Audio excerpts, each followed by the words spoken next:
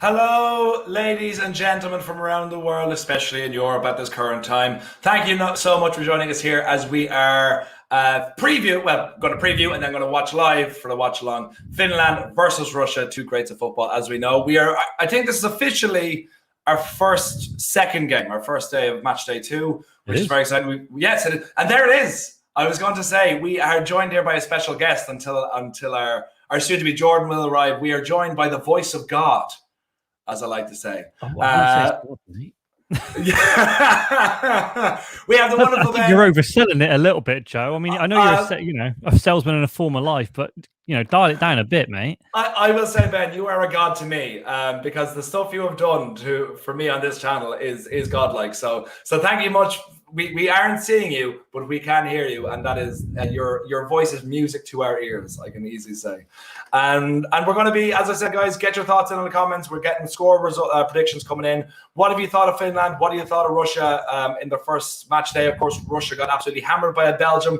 How much can you take out of that, considering Belgium are a very, very good team, third place in the world, first ranked in the world currently. And Finland obviously won 1-0 in a game which is going to be remembered for a lot more different and heartbreaking reasons. But Christian Eriksen doing far better now. He's up, he's alert, and we can just thank whoever your savior is for him doing so well. But looking toward this game, we'll look at everything in a whole. Ben, what have you thought of the first match days across the board? Because you've pretty much been there for every one of them.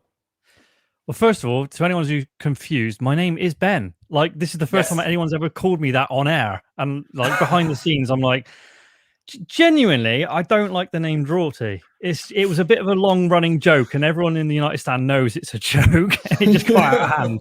So I'm okay with my real name. It's fine. But do you know what? I think the tournament so far, it's been fairly good. I wouldn't say it's been stellar so far. There's been some amazing goals, like Schick for Czech Republic against Scotland. Oh, incredible. Like, can I just put that, like, absolutely for his vision, for everything, for that goal. But you have to look at David Marshall's positioning and be like, what are you doing? Do you know what I mean? I think it's a bit of give and throw, but I will say to have the sight in your mind to take that shot and have the balls take that shot, huge credit for him. Huge credit for him. I got to say though, in the modern game, they do tell the keepers to push up. So it's not like it's unnatural for a keeper to be in that position when the opposition's in the other half. I mean, you look at the lead up to that goal. I can't remember. There was a shot from Scotland that ricocheted back, and obviously because of the pace of that ricochet, it got to Schick very, very quickly, and obviously the keeper's not prepared for that. So I mean, let's take nothing away from the strike. It's absolutely stellar. Keeper, a lot of people blaming him, saying he's out of position, but it is the modern way. So you have to say he's still got to hit that ball the way he did to get it in the net. You still got to hit it with a world-class strike. So for me, goal of the tournament, hands down. Incredible. I love that goal. And guys, get your thoughts in what your goal for the tournament is so far. I have to say, I absolutely loved Austria's first goal against North Macedonia, against Beck's beloved North Macedonia, where the ball that got crossed in from the side at a very acute angle, like a quarterback, like Tom Brady, people were comparing it to, and then just the one with 2 feet in the air and one touch volley. I have to say, absolute beauty of a goal. Was that the one with the Alaba assist? I know it wasn't Alaba. Alaba. I'm not sure who the assist was, but kind of like, where every player has one marquee player that you're like, I know him, and I know. I know Dragovic from Austria. The rest of them are kind of struggling after Alaba and Dragovic, but Arnautovic. Arnautovic, yeah, of course, Arnautovic. But and did you hear about actually Arnautovic? It literally just got announced there that he's been banned for a game for I think it's for abusing another player. I don't remember anything on the pitch happening, and that is ridiculous. That is like absolute, like as in like verbally abusing a player. Like that is beyond ridiculous. If that is actually the case, I don't know if anyone has any more details in the comments. Get your thoughts in if that's the case. But that's what I've heard. And if that genuinely the game is gone, if you're getting banned for just look, we'll say if it's just like swearing a respect thing though, it completely depends on what level of abuse or verbal he said, because obviously if a player was to march up to a referee and say something completely, you can get sent off for that. That's true. That is true. it's not like you come off the pitch and everything all of a sudden you can't get booked for it. You can be booked and sent off even when you're not playing, like half time, whatever, if you say something in the tunnel. So, it's not out of character. It's only one game. So, absolutely. But take the ban, move on from it. Absolutely. And he wasn't going to start anyway. And he did go mad when he scored. It was a good goal he scored. And I think he actually pulled a hamstring when he was doing it too, or pulled a muscle anyway. And he went hell for leather. And I remember it was Alaba like closed his mouth and was like, stop, whatever you're saying, stop saying it. So I think that could have been possibly it because, that on. But what team, Ben, have you been most impressed by that you've seen so far? Most impressed by? I mean, do you know what? I found Portugal very, very underwhelming. And then all of a sudden, within 6 minutes, they've just turned it on. Yeah. That for me was the most impressive bit of play, was 3 goals in 6 minutes by Portugal. It just shows how Cristiano Ronaldo can just switch it on just like that. Absolutely. But for me, just thinking through all the games at the moment, even though they didn't win big last night, France was still mightily impressive on the break. Yeah. The speed of Mbappe, the pace they've got throughout that squad. Benzema, he doesn't need to score goals to look impressive. Griezmann, Pogba was on fire last night. I mean, it was like a pitching wedge onto the green for the first goal. I know he didn't get the assist for it, but that ball with the backspin just to get it into that area to lead to the own goal was fantastic. So for me, I know there's been other games where teams have scored 3, but France were the most impressive, having not battered a team. But in saying that, I was very disappointed that Mbappe's goal wasn't allowed because Griezmann was coming back from an offside position, but he wasn't involved with the play at all. So I didn't understand why he was deemed to have been offside. And then I would say they scored 2 goals that were deemed offside. One I felt shouldn't have been deemed offside, but they still scored 3 very impressive goals. 3 very impressive goals. And I would say personally, look, I would say, considering my international allegiances, I tend to look at different. I get to be impressed by like the underdog strongly defending and actually playing a bit of football. So from what I've seen from Sweden against Spain, I think it was kind of like a masterclass in holding a team out who were always going to have more possession. Like I got lambasted for this on Twitter, and like people are always allowed to have their opinion, but like how they defended against a much like classier setup, who were designed from word go to pass the ball around you in every possible capacity. And then they were split open a couple of times, but I also think they realized that Morata is not an international number 9 and is going to fluff a few chances. And at the same time, they really had the best chances of the game. So I think you could look at that game and go, okay, Spain, stats-wise, you're like, they had to have won that game. They were clearly like, it was just 9 men against 10 men behind the ball. But it wasn't really, because Sweden had their share, when they had possession, they'd made a lot of it. They had a lot of chances. So I have to say Sweden were very, very impressive. And it's hard to see for the Finland-Denmark game. Obviously, like we touched on, it was a very difficult game for many different reasons. And we found out afterwards it should have never gone on to full time. And Denmark are threatened into that. But Finland, for me, were very impressive in what we covered on what I saw in that game. So I have to give them a lot of credit. I'm really excited to see them against Russia, who I think are a step below Denmark. So I'm very, very interested to see how they do in that game. And I'm really, really up for kind of like, because if you look at Turkey as well, Turkey were seen to dark horses again, and they got absolutely destroyed against Italy. So I think people need to give credit to the smaller nations who are resolutely defending and they're still able to attack and still able to hitting the break and be effective. So for me, I have to give, although I would agree, I think France were the best team from the opening round of games. I think a huge amount of credit needs to go to Sweden and needs to go to Finland. And also we need to touch on if anyone is unaware of how your accent is, you are an English fan and an Englishman. How are you feeling about their game with 3 or 4 days past it now? Do you know what? I'd love for the English fans to be singing at the end of Scotland, "You're going home," rather than "It's coming home." So let's be honest with you, I think it'd just be great if I heard the Wembley crowd singing that.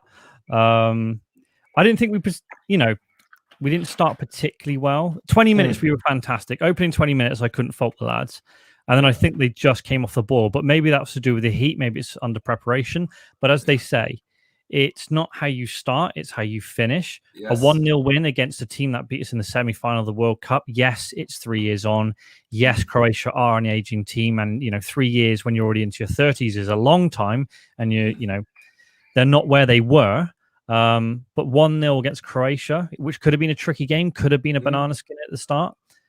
Very, very good result. Clean sheet as well. I thought Sterling was fantastic. Foden, very, very good. Very unlucky to score not in the first half, hitting the post. I still think Southgate needs to bring in Grealish. I think we're crying out for Grealish in the centre. He just offers something that no one else can at the moment. Phillips, I am a fan of Calvin Phillips, but I would rather have Grealish over Phillips if that was me. My ultimate England sort of midfield at the moment would basically be Foden, Grealish, and Declan Rice. I just think, I know they're thinking about bringing Jordan Henderson in, but I think in attacking wise, you want those 3 players there. Scotland, we should beat them. If we don't, it's going to be all over the newspapers. Let's be honest with you. I think if Scotland got a draw, or I don't think Scotland played that bad at all. I just think I think the occasion got to them as stupid mistakes, and they had 2 or 3 opportunities where they did cut up in Czech Republic, and really it could have easily been 2-2 or at least 2-1. They really should have got going on board, but that was the game they had to get a result in, because let's be honest, they are not getting a result against England now. I really want them to show up. It was actually the game I was most looking forward to, because look, let's be honest here, in these group stages, the best teams are going to get through pretty much every time. Do you know what I mean? Considering the best third place, the 4 best third places, whatever goes through. So it's very hard to get really excited for games. So then when it comes to England, Scotland, it's hard not to get excited for that game. So I was really excited for that, because I did think Scotland were going to show up and was going to get a result against Czech Republic, who have been doing quite well. But let's be honest, they're not going to do anything really. But now after that win, they did play okay, but Scotland really played into their hands. So I think Scotland are going to get absolutely annihilated. I think they took a real knock to their ego, and it's going to take a lot to go up. Because the thing is about England now, they do have flair players that Southgate isn't playing, but no matter what, they're functional. They're hard to break down. They have got presence going forward. They'll never play to their full potential as long as Southgate is there. I have my hand on my heart on that, and I hope that is the case. I hope he's there forever. But I think they just really, really don't have a chance unless they get a very early goal, and England are a bit shell shocked. I just can't see that result. Kieran Tierney, and that kind of changes Scotland's formation a little bit. So expect a better Scotland versus England than they were against the Czech Republic. A few people asking who's on the watch along today. So Jordan will be joining Joe. It's too many J's at the moment. There is a lot of J's. Jordan, Joe. We've got James coming on Saturday as well.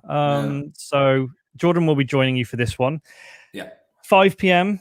3:30 start on the stream is Jordan and Goldbridge. So Goldbridge will be back. Goldbridge can't do every single stream because otherwise the man will conk out. He will. And then we've got Italy versus Switzerland at 8 o'clock with Alex Goldberg, the American Chelsea fan. That'll be a very, very good stream. And that's basically today's lineup for the watch-alongs. So Jordan will be joining us at 2 p.m. I'm just helping Joe because it's not fair for Joe to be on his own for half an hour. So, it's fine. I wouldn't normally do this, but there you go. Yeah, it's great. Well, it's great to have you on, Ben. It's great to have a bit of company, especially when the company is yourself, until Jordan shows up. But I'm just gonna check. Have the teams been released? We're about 10 minutes away from kickoff. Should be. Let me just check this out now. I get my phone up. And guys, while you're there, who have you found most impressive in the opening round of games? Has it been France? Has it been, like I said, maybe someone like Sweden, or who else? Say Finland, who we're actually going to be watching today? And so anyway, who's really, really impressed you, and also who's really let you down? Because I told everyone the Netherlands were going to fall apart, and they almost did on the first day. But it's I think it's only a matter of time. They would be my call for not getting out of their group, even though I suppose they will now with a win. But I think they're going to be, whoever gets them, I think will knock them out in the last 16. I've got the lineups. Oh, you got the lineups. Okay. Do you want to do Finland, and I'll do Russia? Okay. Oh, okay. You take the easy one then. Yeah. Yes, damn right. So damn right. In goal for Finland is Hradecki. In defense, Toivio, Arayui, and O'Shaughnessy, which has always confused me because that's an Irish name. Yeah, it is. Shula and Kamara in midfield with Raitala, Lod, and Joronen, and Timo Pukki up front with Pohanpalo. I love the ones, you know, when you've heard the name before and you're like, you just say with such confidence, and the other ones are like question marks everywhere. That's okay, here we go with my one. All right. This is Russia news to play, team to play Finland. It's Savanov, Fernandez, Divavev, Divzhinka, Kuzavek, Zobanin, Baranov, Ozdov, Miranakchuk, I know him. DZYUB. Who's that? I don't know him. Dazuba and Golovin. So that's Russia there for you. If anyone wants to laugh at us, if you are Russian or of Russian defense or Finnish descent, laugh at us in the comments now. Or if my other half is Eastern European and speaks fluent Russian, so some of them I can kind of pronounce. But I wouldn't want to embarrass myself. So so leave it to me. If it's the Latvian national team, brilliant. I'm amazed at it. It's great. Yes. So, I saw Latvia play Ireland once. It was actually Martin O'Neill and Roy Keane's first game. And who scored? Aidan McGeady scored, Robbie Keane scored, and it was actually really good goals. I can't remember who got the third one, but it was a great game, and it all was kind of... I wasn't downhill from there. It was downhill from about 3 years afterwards. We got a what's it called? A paid super chat? Super chat, that's the word. Anyway, I can contact you privately. No longer on Twitter. OnlyFans. My OnlyFans account. I Twitter was shut down in February for that Titanic video with Man City. So I've not had Twitter since February. So 2 years, and then they decided to take it down. But these things happen. And to be honest with you, I don't miss Twitter. I can honestly say I have not missed it one bit since I've left. And at the moment, the only way to get contact with me is through the United Stand website. If people want to get hold of me, the lads will let me know. So there you go, Robert. Robert, if you give me enough money in the super chat, I will send it to you myself. I will call it out here. Help us get to €500 on this, and I'll give you Drawty's number. Yeah. Moving swiftly on. So we are 8 minutes from kickoff. Yes. Let's have a look. Jordan should be joining. Yeah, he'll be in the house in about 5 minutes. Craig's just in Anfield Agenda. I'll sell you his number for 50 quid. See, we're already being undersold here. I'm surprised from Craig, to be honest with you. I thought he'd do it for 25. He's actually doing all right with me here. So. We are looking at the stadium now. It's in St. Petersburg. I think they have a 75% capacity going in. The Russian fans and the Finnish fans are singing full flight, and we're just waiting for the players to take to the pitch now. But I don't know if, obviously, would you read much into the 3-0 game against that Russia lost to Belgium, Drawty? In terms of this game, I kind of feel like this game's a clean slate for both teams. I mean, Finland were in really, really difficult circumstances with Denmark. I don't think the 1-0 in that game even should have, I don't feel the game should have been finished. It could have finished 0-0. Each team got a point, and that I would have been happy with that. To make them, kind of play on after that, you can't give your all. And I think a 1-0, Denmark were probably the better team before that incident. Russia, let's be honest with you, Belgium are stacked in the attack. Lukaku, lethal. So I think in this game, it's a little bit more even. I would fancy the Russians for this one because I just think they got a little bit more talent. But then again, I think when you've got the Scandinavian teams versus the Eastern European teams, generally on their day, anything can happen.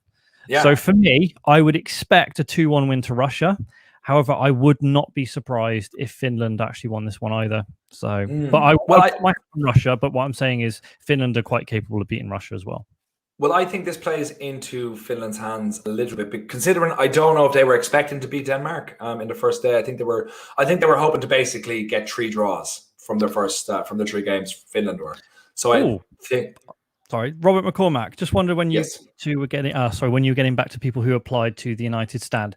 So as you know, at the moment, we are looking for new people to come onto the channel, and it's open to anyone. I think there's something on the website with contact details where you can get involved. Send in submission tapes. I know Goldbridge has mentioned it a few times on streams. It's going to take a few weeks for us to go through them. We've had a lot of submissions.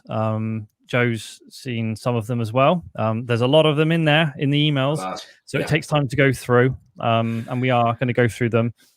And I think most of them being replied to, but yeah, it's going to take a while, Robert. So there's no closing time at the moment. It's still open because you never know. You don't want to say, oh, you got 2 days to do it, because some people will miss out. So at the moment there is no closing date, and we are going through them. And just consider what's happening right now in football, considering the Euros and everything. It's hard to like fit everything at once. And like Charlie said, there's no closing date. So if you're interested in applying, get applying. Everyone's welcome. I mean, it's like a community fan channel. Like, we're not going to say no one can enter it. It's it's fine. It's just going to take a long time to go through them, because I looked at the inbox. I was like, wow. So a lot of people out there, and it's amazing to see the amount of people that actually want to get involved. It's fantastic for us. So, absolutely. Thank you to everyone who has applied so far, and so sorry if you don't hear back at the moment. There's only about 3 people manning the inbox, so it's a bit of a thankless task right now. So just keep the inbox open and keep checking. But before this game, what do you think as a result?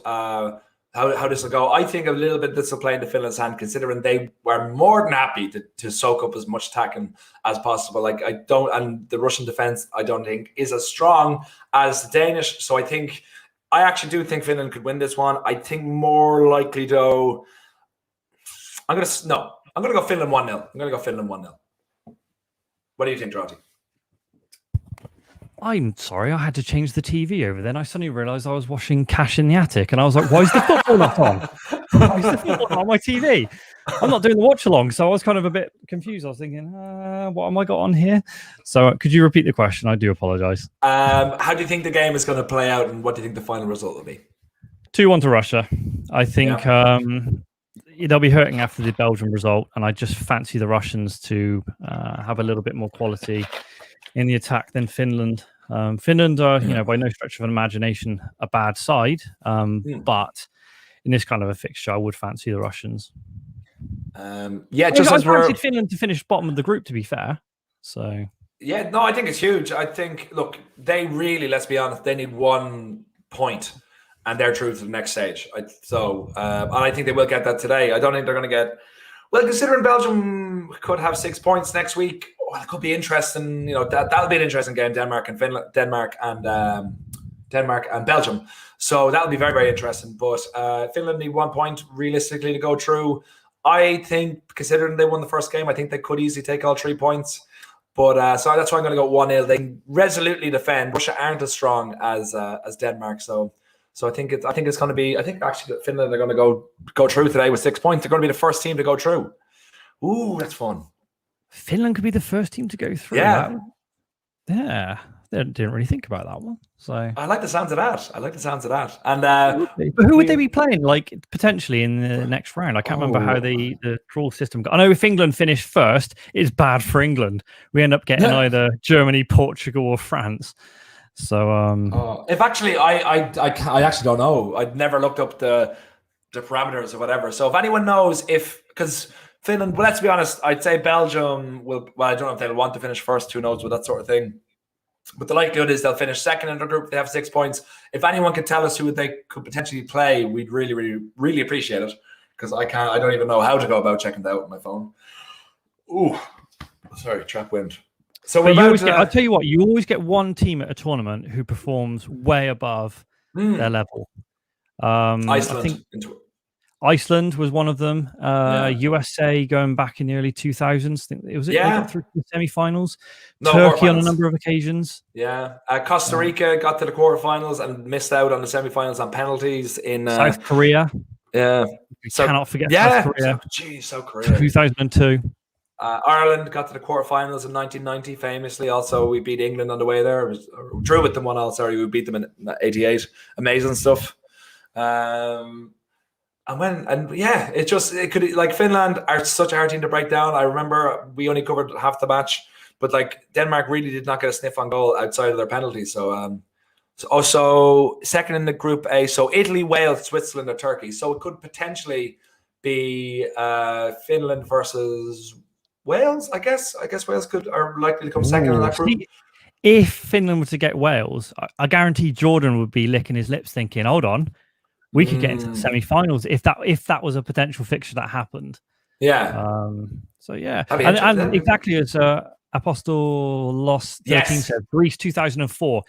No one saw Greece winning it in 2004, but then again, no one saw Denmark winning it in 1992. 92, yeah. So I think the thing is with the Euros, unlike the World Cup, and the World Cup, generally speaking, actually no, on every single occasion in the World Cup, a big team has won it. I don't think there's never been a World Cup where someone's won it and you've gone, that's a surprise or that's a shock. I would say Italy in 2006, considering it was right after I can't pronounce the name, that scandal, the match fixing scandal, and Juventus have been relegated and everything was in disarray. So I thought that was a bit of a surprise that they won it in the end. Still Italy. They're still Italy. No, I agree with you. It's still Italy, but of the top teams, do you know what I mean? I was a bit surprised. Buffon was, top of the game. Yeah. I just remember watching that final and I was thinking, what is Zidane doing? Oh God, what yeah. Is he doing? We still wonder to this day. I still think that's the most iconic final appearance anyone has ever made. I'm just letting you know it has kicked off. Russia kicked off, are going left to right. I'm 10 seconds, and Russia are going all out on this already. There's a ball coming into the box now. It's gone out for the first corner, and I still don't have the timer up yet. Jeez, Russia are going full tilt on this. I'm on 44 seconds, 45 seconds, 46 seconds for anyone who wants to sync up. Well, I did say Russia would be out for this one. They really are flying into it. I think they really, really know they need an early goal. Well, the thing is, I think with the third place, immediately, even if you lose your first game, one win could put you through to the next round. And especially, I'd say they're thinking we could, because the only way, really, like, third place will go to someone with 3 points, like generally the best third place. So it might come down to goal difference. So they could see this as an opportunity, get a couple of goals in the first half, a couple of goals in the second half. Therefore, getting rid of what happened against Belgium and putting them in a nice positive place going into their final game against Denmark. I've got to say, goal difference in this tournament is absolutely crucial to all teams. So, Jordan's just said he's going to come on in 5. That's perfect. Ben, out of curiosity, are you happy with the extension of the games? It's gone from, is it 16 teams to 24 teams? I think it dilutes the group stages because I think finishing in third, you shouldn't really be, having a chance to qualify at that point. You finish third at the end of the day. You're not in the top 2. I don't agree with then going through to the last 16 because then if you win it, it's kind of a bit unfair on the teams that turned up straight away, and performed in the early rounds. However, at the same time, it does make it more interesting because even if those teams don't perform to begin with, they could start to perform in the knockout stages, in which case you might get a few upsets. So, but I do think also for those clubs, it's not clubs, it's not club football, it's international football. Yeah. It's a big opportunity for those other teams that may not have otherwise qualified for previous tournaments to be involved in a major tournament. And I think sometimes only having 16 teams in a major tournament, I don't personally have a problem with them expanding it on this one. I would agree with you. And look, I'm Irish. Obviously, it would be a good while before we can compete for any tournament ever. But qualifying is so huge. And it's 1-0 to Finland. It's 1-0 to Finland. What a header! What a header! Wow. Oh my God, that was absolutely beautiful. I told you. No, you did. Yeah. That see, this is why it's great that it's expanded because Finland. I'll tell you what, Finland are the team. Finland are the team that have just turned up to this tournament immediately. And like Russia came at them. Russia left gaps at the back. This is what they said. Like here it is. They lose the ball. It's stupid. Oh, great. That was in fairness. That was great tracking. What a ball. 2 men around him. 1 in front of him. Oh, and dead right into the corner. That is a beauty. Proud of that cross. Yes. bang right in the head. That is, and he split the central beautiful. defenders like a banana, gone straight through the middle, and bullet header. That's a fantastic goal. That is absolutely fantastic. That is absolutely fantastic. Incredibly well deserved. Oh, don't get rid of it. Don't get rid of it. Oh, come. You serious? Over what? Of what? Oh my God. What? Why? Oh my God. Oh my God. Oh my God. He's off by a hair by a toenail. Right. Jesus Christ. That's so annoying. That is so annoying. But he is offside. That's the one thing. Like, it doesn't matter how I know it's infuriating, but it doesn't matter how much you are offside. He was ever so slightly offside. Oh my God. That's so it is such harsh. a beautiful goal. It is harsh. Such a beautiful goal. Damn it altogether. Anyway. But this is the one thing about VAR. In the old days, you would be given that goal. Even if they're slightly offside, it would be given. Beautiful goal. Pundits turn around and say, it's offside, but it's a goal and it stands and it's still a brilliant goal. Now, you almost can't celebrate. As soon as you celebrate, you're thinking, hold on, is this one going to be chalked off? Same with France yesterday. Yeah. 2 goals ruled out for VAR. So, just for people asking for a sync, we are at 5 minutes 13, 5 minutes 14, 5 minutes 15 seconds. And Ryan Senior, that wasn't offside, for God's sake. What advantage does he get from that? I mean, it's a perfectly good, I remember the days. Remember the benefit of the doubt for the attacking team. That's gone. Yes, it's gone. That has gone out of the game. Yeah, for me, I would look at that and say, like, within that half an inch that his knee and his foot is offside, he's not gaining any sort of advantage. I always think that you have to be, most of your body needs to be in front of the play for it to be ruled offside. But Russia, Finland are on the break again, and I just hope that Finland can take something from that. And for the fact that they did score a really, it wasn't like scrappy. It was a really beautiful and work goal, and they can continue on and hopefully get a legitimate one, because Russia have shown that they're not good at the back. They're not good at the back, and Finland are good at the back. So that's what I will say.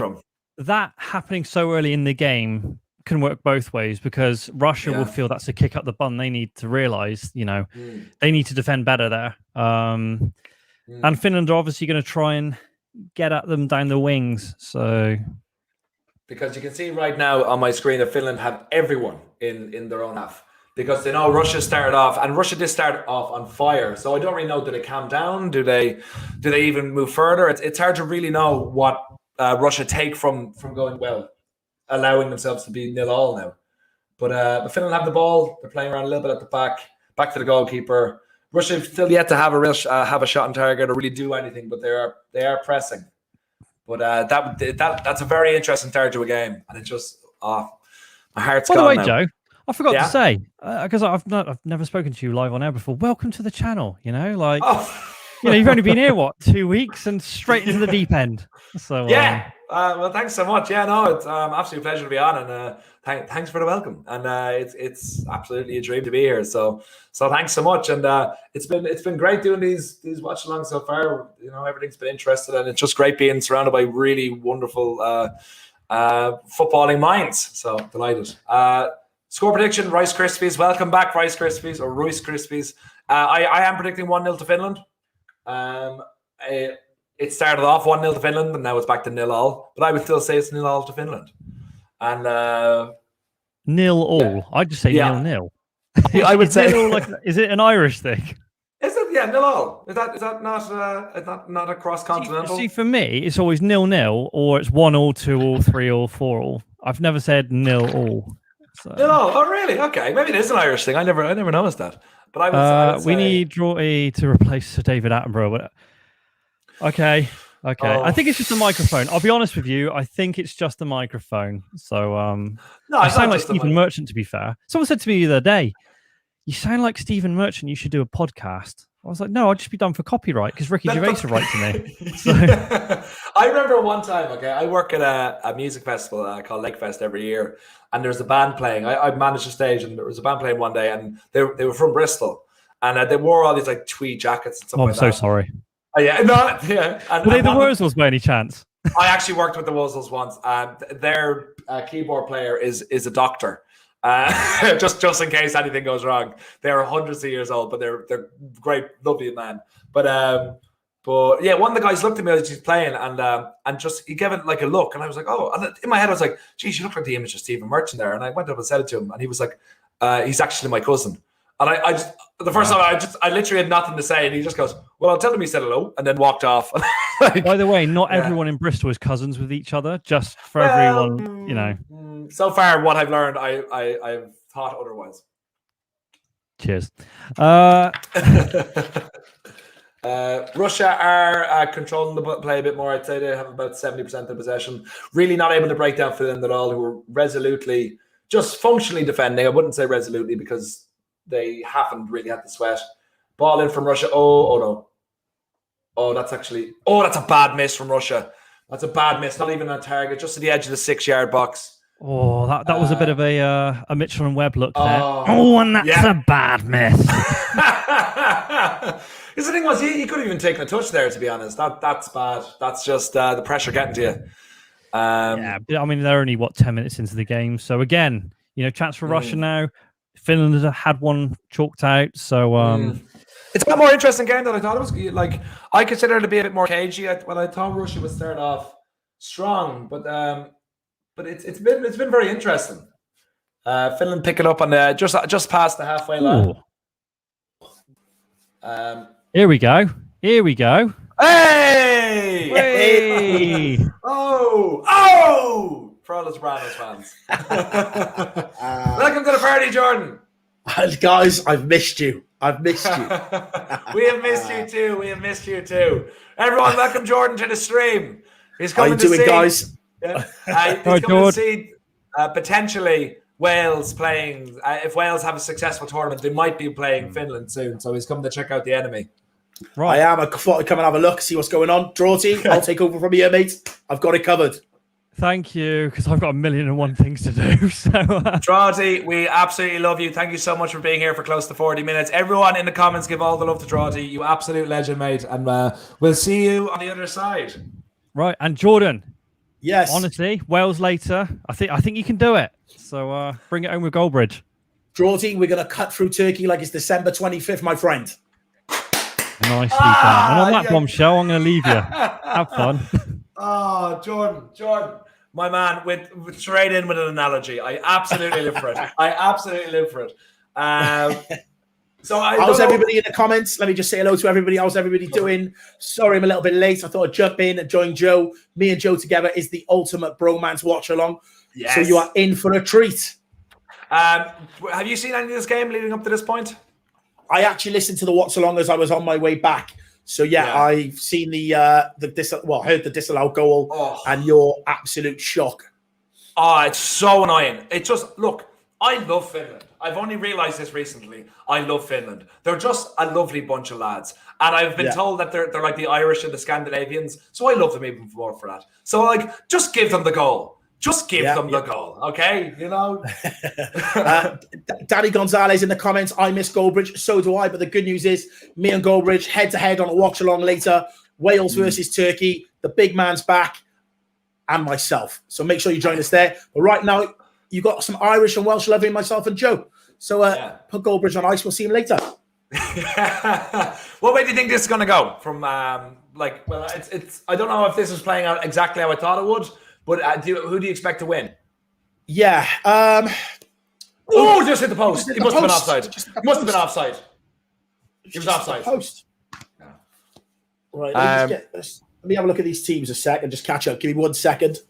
I'm going to read out the names. Do you know what? I'll give it a miss. Let's have a look at the lineup. Here we go. Whoa, this is as bad as the other day. Might be worse. Pookie. Okay, that's it. There you go. I know Shaughnessy. So, yeah, I fancy Finland, to be honest. Yes. I think they've got a bit about them. They've obviously got Pookie, like we said, up top doing bits. There's been great Russian teams in the past. I know from a Welsh point of view, they've put us to the sword a few times and stopped us from qualifying for major tournaments in the past. 2004, I remember. Yeah, yes, yeah. But I don't know. Finland Finish play it! Finish it! Finish it! Finish it! Ah! He just took too much out of it. He just took too much out of it. Ah, come on, Finland. Are you secretly Finnish? I am not secretly. I am Finnish today. 100%. I am all in for Finland. What did Russia do to you? Well, look, the Cold War, I guess. Too soon. But I don't know. I think Russians are always the bad guys in the movies. I've never seen a bad guy that was Finnish, ever. And until if anyone can name me a bad guy in a Hollywood or famous movie, put it in the comments. And if I agree with it, then we'll go. Okay, but like Russian, it's everyone. It's everyone. All right. So come on, Finland. Okay, guys in the comments, things that Finland and Russia are famous for. Go. Give us the top things. Let's go. I can say, okay, I think Finland are famous for saunas. Like if you visit Finland, they have like everywhere there is like a sauna for every, like, because it's so cold there all the time. All right, I'm going to stop in there. Finland, amazing at Formula One. Mika Hakkinen, Kimi Räikkönen. That's all I got to say. And rally driving, amazing. Draughty. You're either in the show or you're not. You can't just drop in like the voice. I heard you say what is Finland good at, and I'm letting you know. So there you go. Dropped in from the voice above. You can't just do that. I can do whatever I want, mate. He literally can do whatever he wants, to be fair. Yeah, to be fair, if anyone can, he definitely can do whatever he wants. Finland is the happiest country in the world, apparently. What else is there? Like Russians are just vodka and bad guys. Let's be honest. Vodka, Bond villains, and vibes. That's it. And vibes? Are they vibes as well? Yeah. I'm not against Russian people at all. Some of my, but I just like as a football team, I guess. And they're always, remember the Mighty Ducks? They were the bad guys in the Mighty Ducks, and they were all bullying them and everything. Yeah, they were. Do you know, how do you expect me to support Russia? Now, if they win, I might change my mind and pretend I support them the whole time. But still. But we're looking at maybe the first book in a free kick. Pookie just took down someone, and sad. Yeah. That's just it shouldn't be a yellow card, just a free kick. But we're just coming past 16 minutes and 20 seconds there. Finland are known as the land of ice and snow, much more sunshine and angry birds. Oh, Angry Birds as well. I forgot about Angry Birds. Ryan Senior with a comment. Both countries are known for beating Wales. Absolutely savage. I'm not going to stand for that slander. Oh, that's not slander. Do you remember that famous Craig Bellamy interview after you lost to Finland? And he was like, I don't know. It's like they're not that good. Yeah. Do you ever see it? Yeah. And it's like, what about you're playing Germany next week? Oh God. Yeah. No, Russia and Ireland don't really have a history playing each other. We played in Euro 2012 qualifying, and they absolutely annihilated us. But it was an 0-0 draw thanks to Richard Dunn, just being one of the best centre backs in the world on his day. And he famously ripped 3 jerseys and had to wear his last jersey with Dunn and his number drawn on the back. So things Russia are famous for. Do you Google? I've just hit Google now just to see. Yeah, vodka. Google. Yes. Moscow's metro system. What? And advancement in space. So let's leave that there. What? How is advancement in space third? Like the Moscow metro system. I don't even know what that means. Who here has anyone in the comments ever been on the Moscow metric system or metro system? And Evan Scanlon, thank you so much. Richard Dunn was absolutely immense that day. It was one of the greatest, probably one of the greatest performances from an Irish player, especially in the 21st century. Single-handedly. Shemaine Hargreaves in the super chat. Russia is mafia. Finland is Kimi Räikkönen. Pretty much summed it up there in one super chat. That's fair. Pretty much summed it up. Yeah. Mamed Seth, metro system is fire. Okay, like on fire. But what is so impressive about it? Does it just go quick? Why is it just Moscow? I'm confused. Okay, I will say that the Stockholm metro system is amazing. Do you know it's always on time? It goes cleared. Sorry, guys. Sorry, got a bit excited. So I need details. And Finland, Finland are super cool. Guys, I hope everybody that's tuned in has subscribed, hit the like button and share. Very, very important, showing that football some love. All your games covered on this channel. Me and Joe seem to be linking up quite a bit as well, don't we, Joe? Love that. Yes, to keeping the Celts together, give the people what they want. Absolutely. Russia here on the attack again. They've had one opportunity, really. If anyone coming in late, that's a good ball in and quite well defended, actually. But Finland had a goal chalked off for offside. Really beautiful header. I was fuming about it being chalked off. But Russia kind of came out all guns blazing, and that happened, and they kind of slowed down a little bit, but they're still passing and seeing most of the possession. But I'm still going with Finland for this game, and Finland really do seem up for it as well. Oh, that's a good header. But it'll be interesting.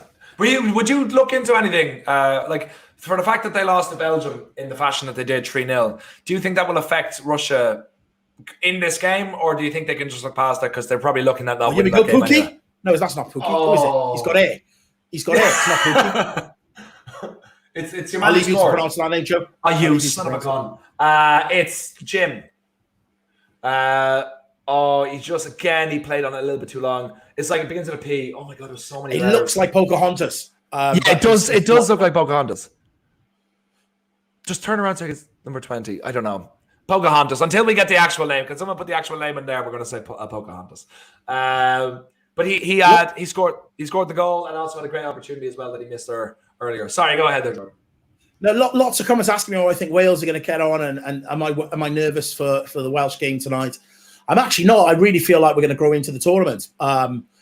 Today's the day where we step up. The big players are going to step up today. It's going to happen. You have to, Well, listen, it's go hard or go home. If we don't deliver today, we might as well book the EasyJet flights and get them back from Baku now. Baku. Bakuku, yes. Cavani is Pocahontas. No one takes that away from him. Actually, that's fair. That's a good shout.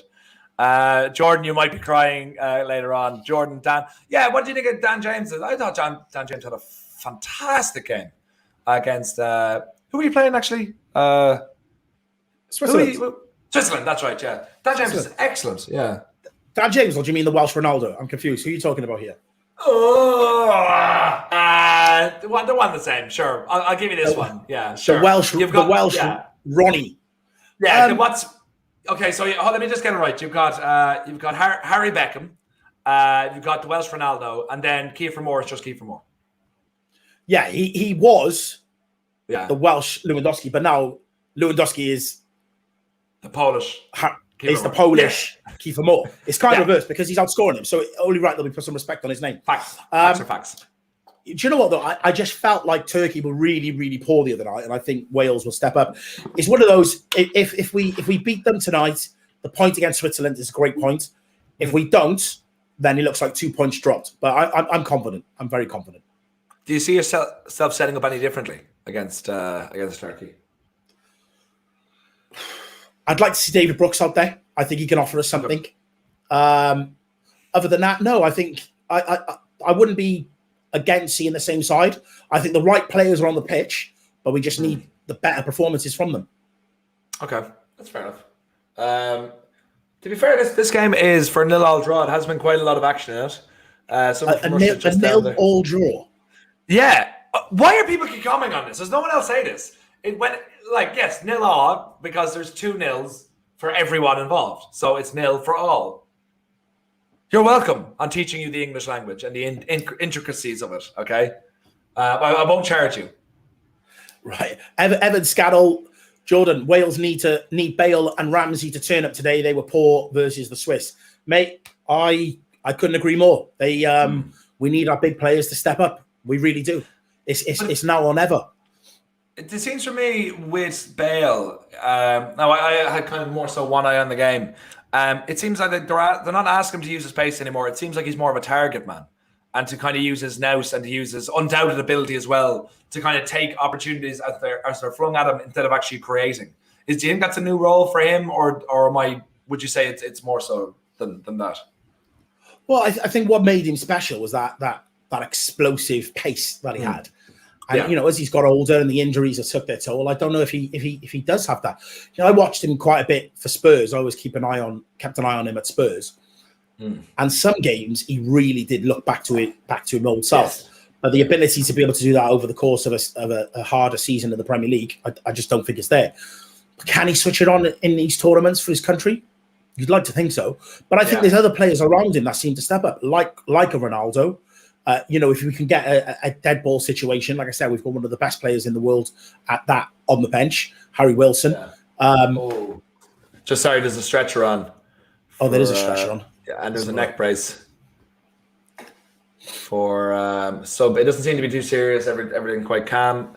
There's a neck brace, but if anyone, because obviously we can't have commentary on, if anyone can just tell us what is happening in this at this moment in time, we'd appreciate it.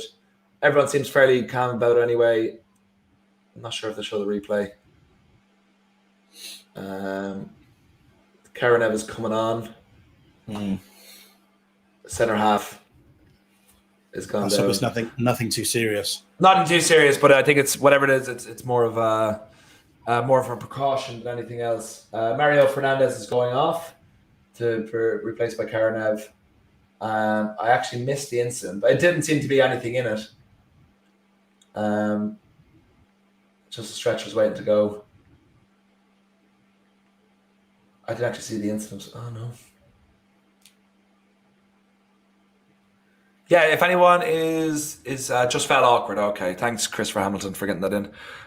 It probably whiplash. I'd say it could be something like that. Like we're saying, everyone's fairly calm about it and stuff like that. And the neck, if it is whiplash, that would explain the neck brace. So they will take every precaution getting them off, and it most likely is more of a precaution than anything else. Landed on his back. Hope he's okay. Of course, hope he's okay. He's just been. Is he being stretchered off, or is he actually walking? The sub is made now anyway. Like for like, centre back for centre back.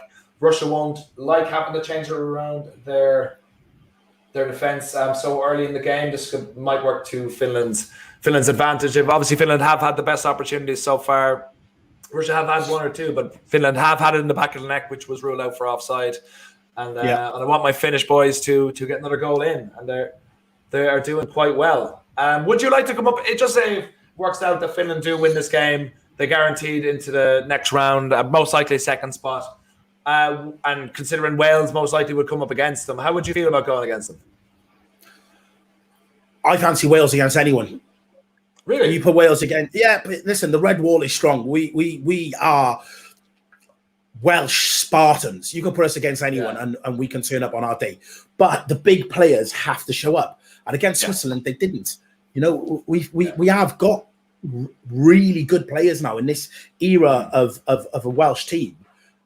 Years of watching Wales, we've got world-class players that are just slightly away from their prime, and we've got the next generation of players that are coming through.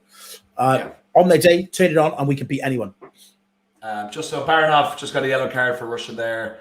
Oh, cut in the back. Get in there. Go on. Oh, Pocahontas, for the love of God. Sorry, he's just got him. He got him behind twice now in this game, and he's just messed it up. Considering he is the guy who scored the goal that was offside from a beautiful header, you'd expect a bit better. That's very frustrating. But Russia caught sleeping at the back, a bit of lost footing, and Finland ended with nothing there. And like we said, they had the better of the opportunities, but we do know Russia are the better team, we could say, or better players. So they have to get something, or else they could regret it. Well done, good defending. Get rid of it. Good run. Rosehead. Finland are getting chances, but that Pocahontas is absolutely tough for us up top, isn't he? Oh my God! But it seems to be like a reaction. Like his goal was really beautiful taken. Obviously, was chalked off. But he's had 3 opportunities where he's had to run at the defenders, where he's had a couple of yards ahead of them, and he just has messed it up. So I think Finnish fans ever are going, why couldn't it have been Pukki? Do you know what I mean? Every time. Yeah. So. That would be a very frustrating thing for me, because they have had the better opportunities, but it's not working out for them so far. Is Pukki that good? I remember when he got off to a flyer till Christmas in the Premier League, and everybody thought he was prime Daddy Ings, but he didn't deliver in the second half of the season and got him relegated. So I do have my doubts about it. No, absolutely. But like you look at him in the championship, and he's a goal scorer proven there. Maybe not good enough for the Premier League, but I think if you have a choice between himself and Pocahontas, you will go for Pookie every time. You know, definitely. Yeah. So and he is there. I think he is their all-time top goal scorer, and that's very, very frustrating. But they're getting opportunities, and considering it's 0-0, we have seen a lot of. I'm going to make that part of the That's Football lexicon now. Everyone out there is going to go 0-0, and they said who required to do that? They'll say Joe from That's Football did. Joe from That's Football has me saying 0-0. And it's Charlie in the comments got a question for you, Joe, and I want to know as well. When am I getting my TV relocated? Okay, I am waiting. Okay, I've ordered the green screen, which is directly behind me. Okay, 1 month ago. Okay, but I have my green screen taped to the only part of my apartment where it will stay up. So and my TV is immobile, so I can't do anything. So until my green screen arrives, which is exactly 16 days late, and I've gotten part of a refund and everything, I will be stuck breaking my neck to watch these games. But it's coming. It's coming. And Rice Krispies, you absolute legend. Jordan and Joe on the BBC, better than Jermaine Genius and Shearer. Not hard to beat them, but we'll still definitely take the compliment. Thank you. Oh, that's a good delivery corner from Russia. Number 3 with an absolute spoon header there, straight out of play. Well, I was asking Jordan, considering this is the first of the second round of games, who have you been most impressed by and kind of most let down by from the first round? Okay, good question. I think most impressive were the Italians. I thought they played good ball, and nobody was really talking about them before the tournament as potential winners. But with Mancini inside and a lot of young blood coming through, they definitely look like a threat. Most disappointing so far, I'd probably say Turkey. I really thought they were going to be a dark horse, but they got rolled over badly by Italy. So, I would say the Italians are on the up, the Turkish on the down. And what Wales are about to do to Turkey tonight, I think that'll finish them off. What time is that game again? Is that right after this one, isn't it? Literally, I'm on back-to-backs. Oh, some man. Yeah. We were speaking just before. Finland just have it at the edge of the area. Playing around the bit, nice bit of football, nice triangles. Into the middle now. Oh, that's a good ball. Just take a shot. That's a really bad ball. It's a free out. Yeah. But Pookie's head is shining differently in that is, isn't it? Yeah. He's been on the Mr. Sheen. He should have. I feel bad about any compliment I gave. I realized that was a free kick anyway, but that was a terrible shot.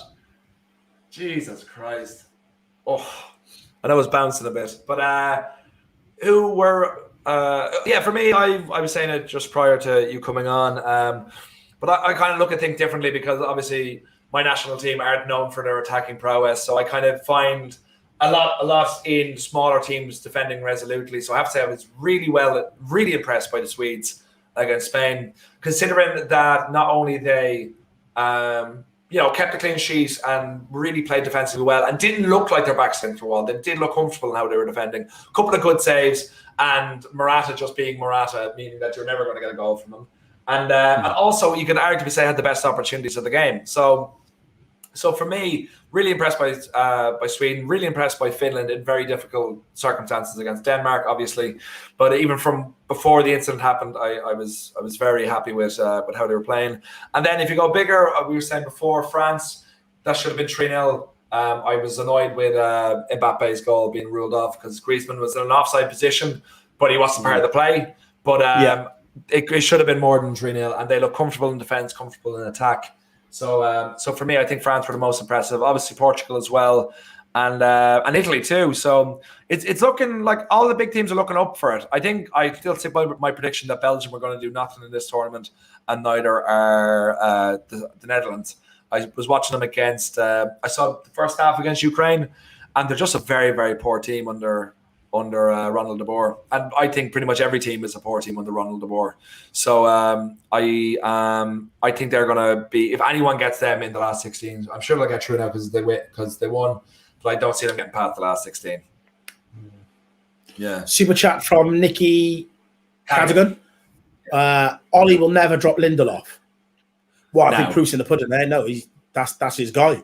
His first choice is Harry and Lindelof. Yeah. Did you hear that Tuanzebe is going alone? Yeah, I tweeted about it earlier. Again, you know, Ollie's doing what Ollie does. I really don't get it. He's probably one of our best centre backs at the club. I'd love to see him get games for us. But if he does go out on loan, I'd like it to be a Premier League club to show that he can play at that level and prove a point. Do you see us going in for a centre back now, considering Varane is shock off the table? How good did Varane look? I just never want to hear about him again, to be honest. It's very much heartbreaking.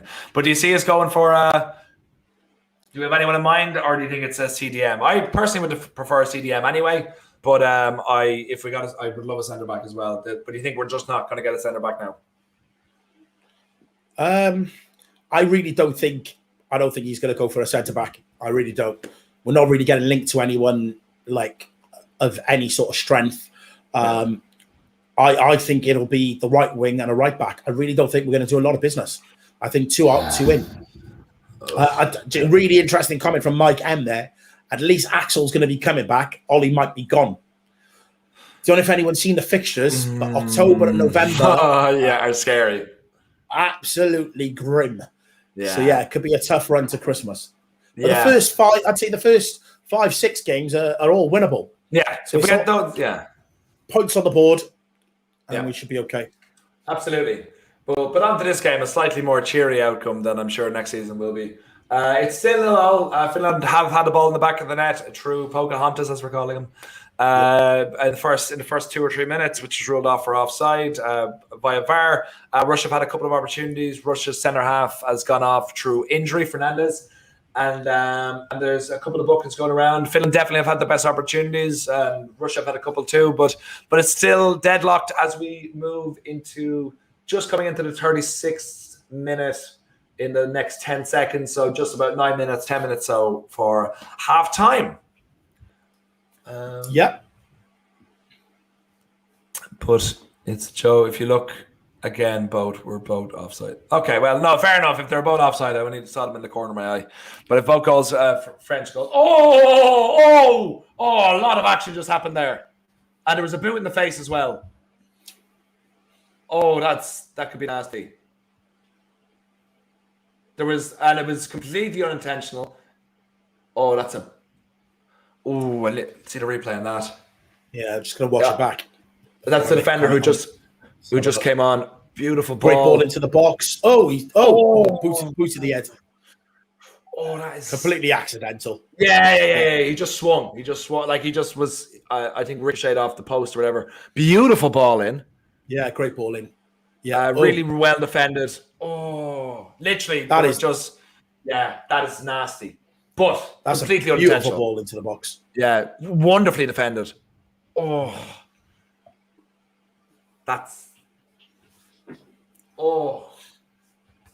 yeah. Look, pure WWE that did. Yeah. Oh look, swing of the boot. I call it a sweet chin music, but I don't even think it's that. Just a boot to the face. I think will that end up with him? Definitely looks like a lot more fans in that ground. And St. Petersburg, I'm not sure if that's been played on yet. Did red card? It's not red card. It was actually the defender who came on that the incident happened around with. But he seems okay to go on. I think. He has a bit of a dent in his head, but I sure he'll walk it off.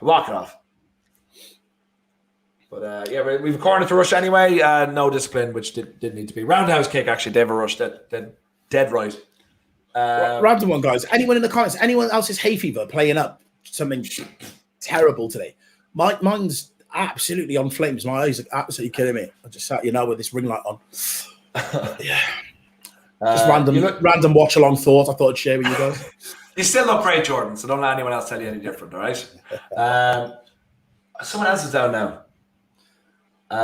In swinging, great defensive header out, but it seems to be a free out anyway. There seems to be a lot of injuries happening.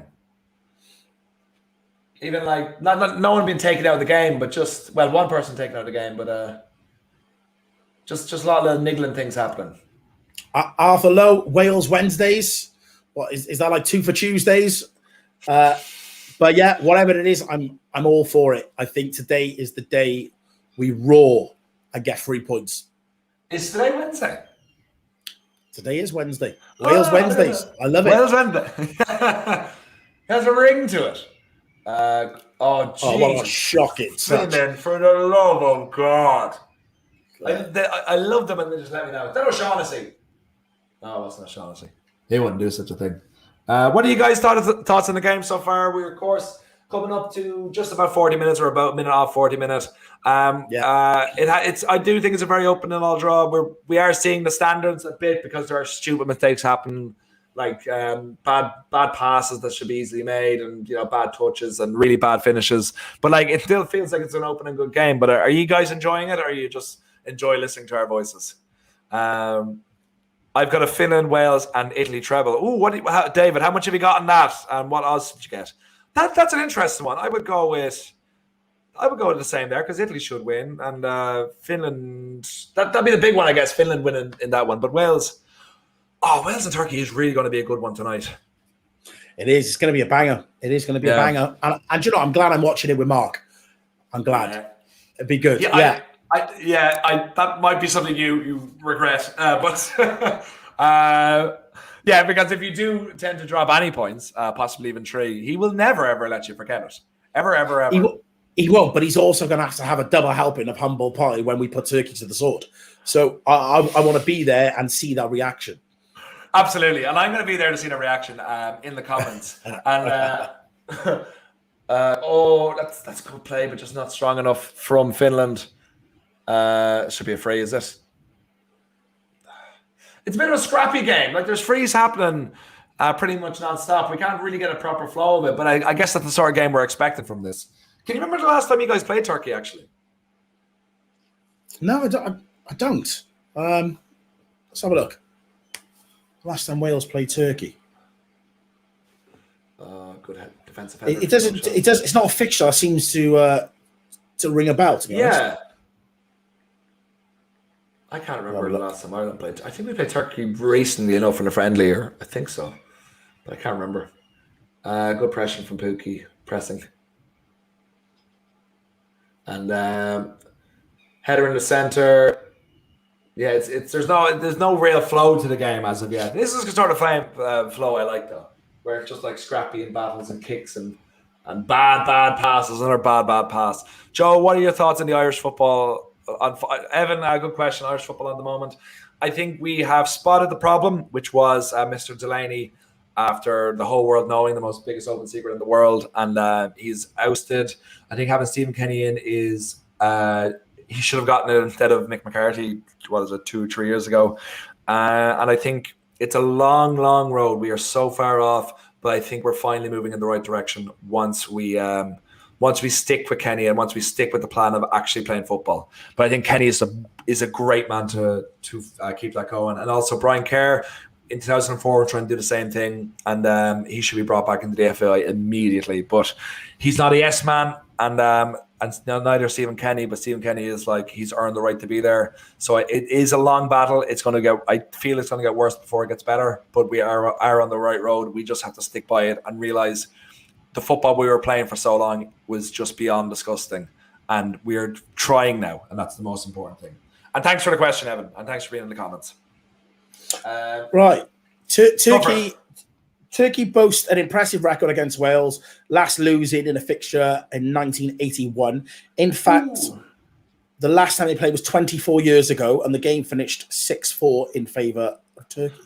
What? Was it a friendly or what? Who were the goal scorers that day? Oh, now you're asking. But our manager, Robert Page, was actually in the starting 11 for Wales that day. Oh. Yeah. There you go. That's an interesting one, isn't it? 6-4 as well. If we got that, if anyone puts €5 on that, that's a good bet to take if it happens. Josie Ribas, he's just commented. 1997 ended 6-4 victory for Turkey. Yeah, someone asked that question there. And Andy McManus, Joe, do you like Gaelic football? I am a fan of Gaelic football. I'm more of a fan of football that we're watching now, but I do have a good love for Gaelic football. My whole family do. Kildare won at the weekend. Jordan was here actually when I was discussing this in the chat for about 15 minutes. But I think Kildare are like Ireland, except maybe in a better position that we just need to stop being lazy and actually try play football. So yes, I do enjoy Gaelic football. And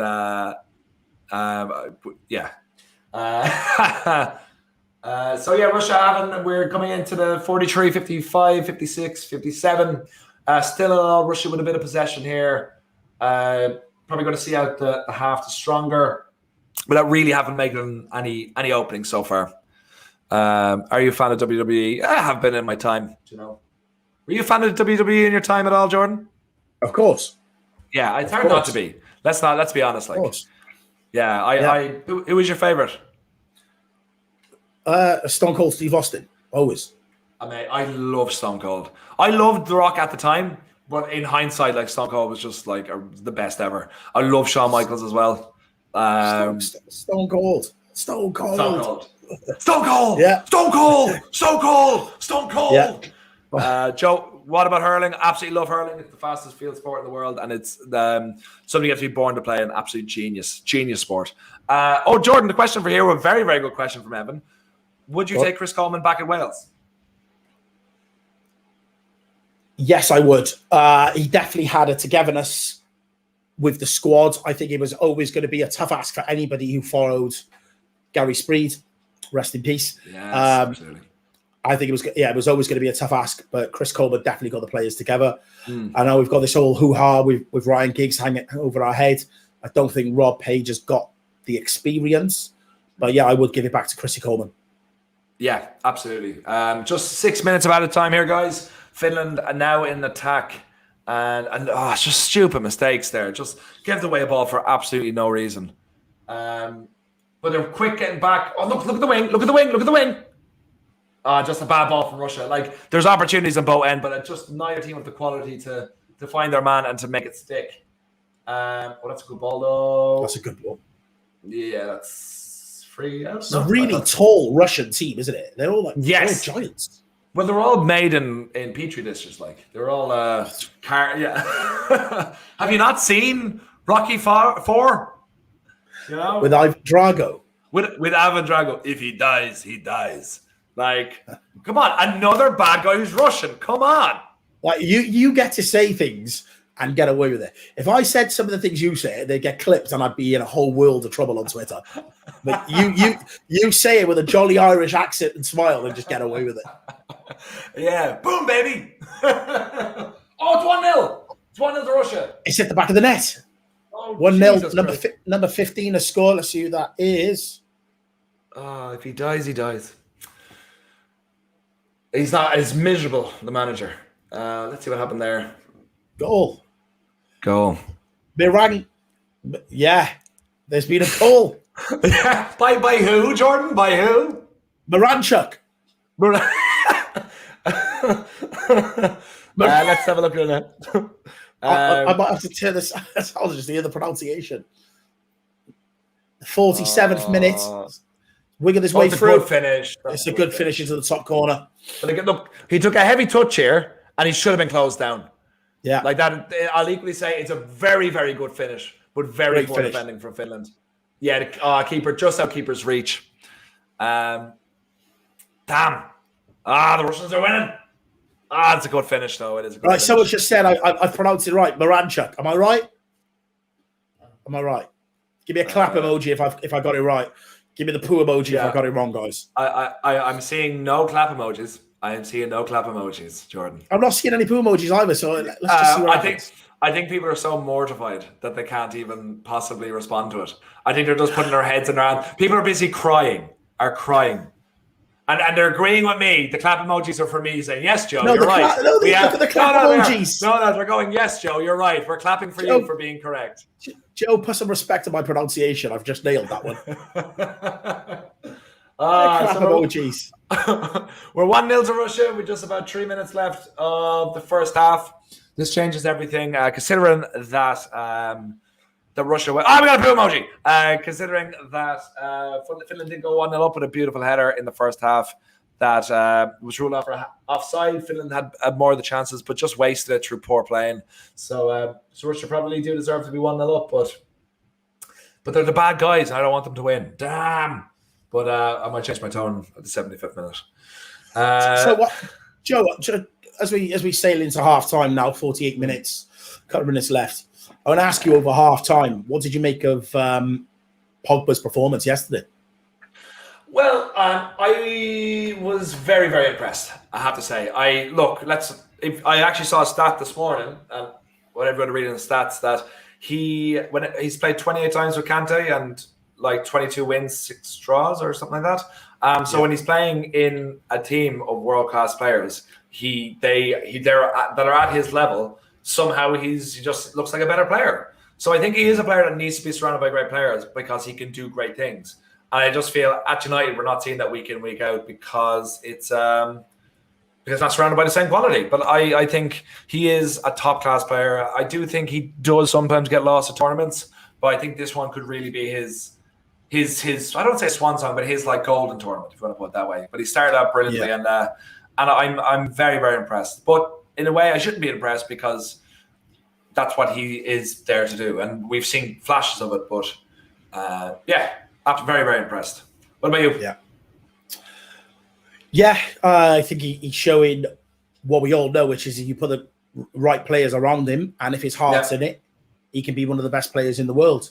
Whether or not it's too late for him at United, it remains to be seen. But I think, the key is getting that right CDM next to him to give him the freedom to be himself and express himself. But like I said, Paul Pogba on his day, one of the best players in the world. Absolutely. Like that's why I'm saying it's vital for us to get a CDM. Whether it be, someone from West Ham or actually a player that I want, we just need someone that can do the role of two people. Lovely run from Pookie. Oh, go ahead, get one in. But no one there supporting him. Where's he going to do with that? Look, Russia don't need. Now we're in a position where Finland have to attack, and that's not what they're known for. Nobody there. Yeah, it's going to be halftime now. Okay. Should we get Memphis? No, I don't want Memphis Depay. I think is he going to Barcelona on a free transfer? I haven't actually seen a fee. Is his contract up? Memphis Depay, free transfer. He's going to Barcelona. It's been pretty much agreed. I wouldn't take him back to United, honestly. I think that shows how far Barcelona have fallen, if I'm being honest.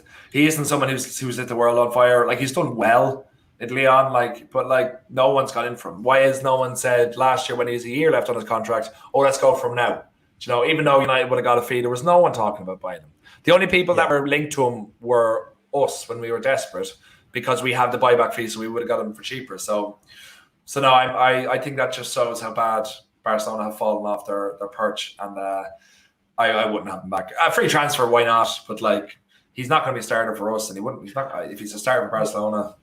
I'll tell you what's annoying about that, Joe, is that we had a sell-on, didn't we? Percentage. Yeah. So we're actually going to get sweet FA now, him going to Barcelona, which is a little bit annoying. It's a little bit annoying, but look, we don't need money.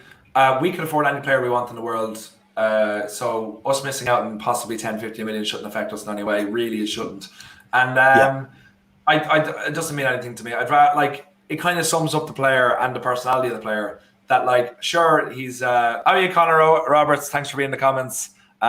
Secretly find that TikTok. Money message, but great for having you on board, buddy. But I think he's no one has ever been in for him.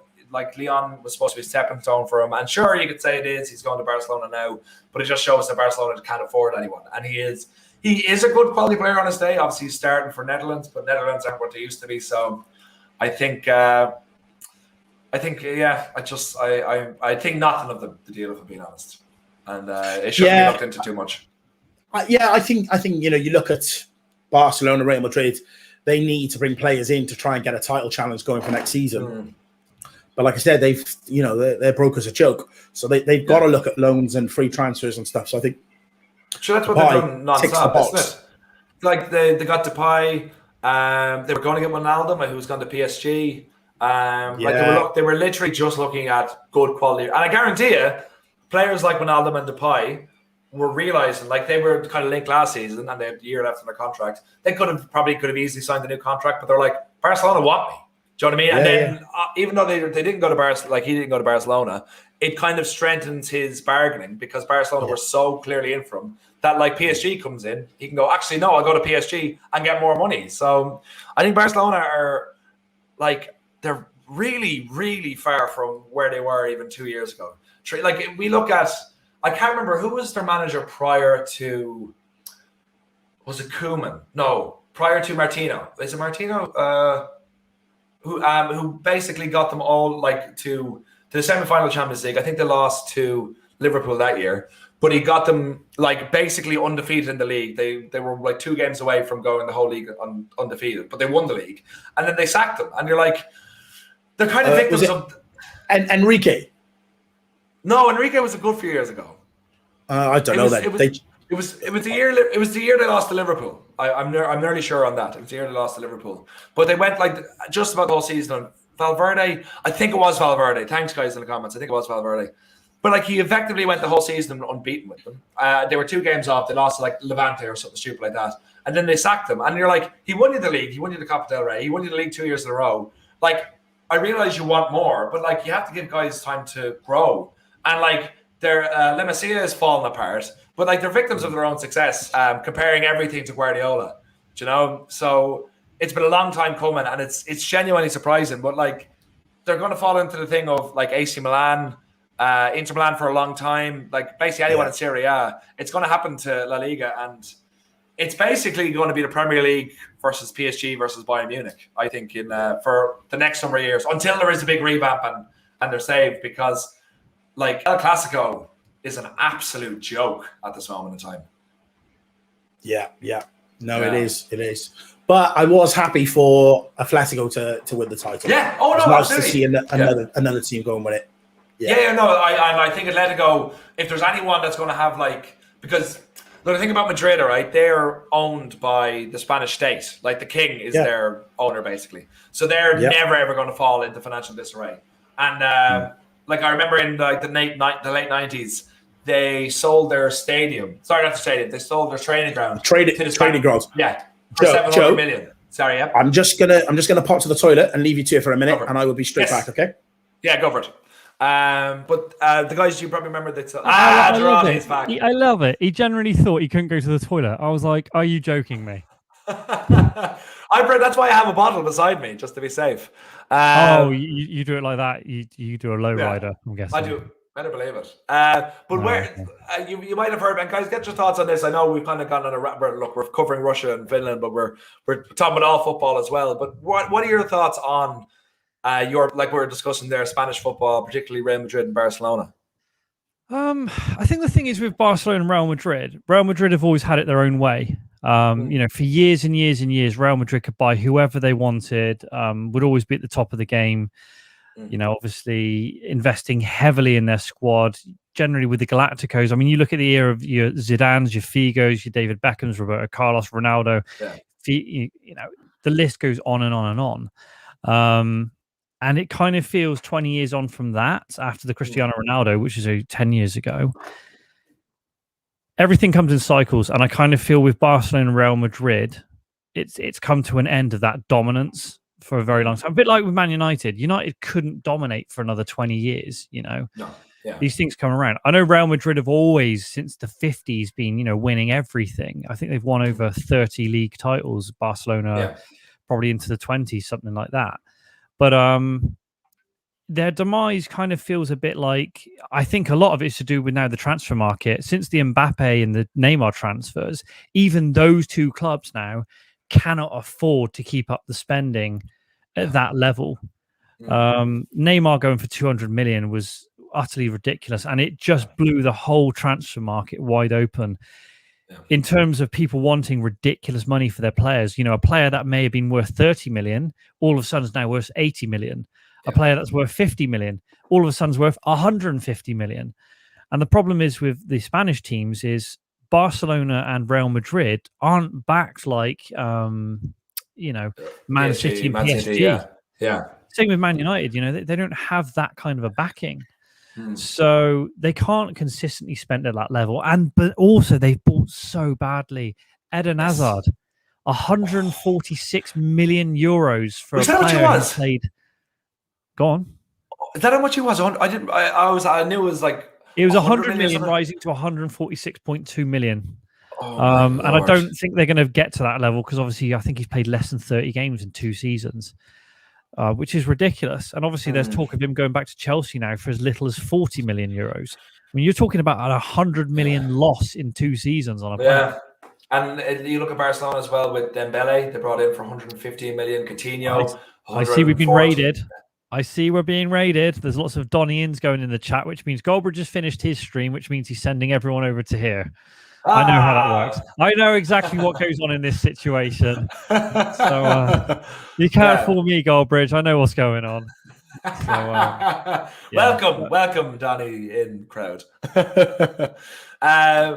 Guys, thanks for coming over from across the stream. We are doing the watch along for Finland and Russia. It's 1-0 to Russia. Finland had a beautiful goal ruled off for offside in the first 2 minutes. They had a lot of play, a lot of balls, but didn't have anything to finish it off. And Russia had a player taken off through injury, but they went 1-0 up just in the 47th, 48th minute, and 1-0 up through a lovely finish. And it's going to be an interesting one now because Russia needs to win this. Finland kind of needs a draw. So Finland aren't great at attacking. So it'll be interesting second half.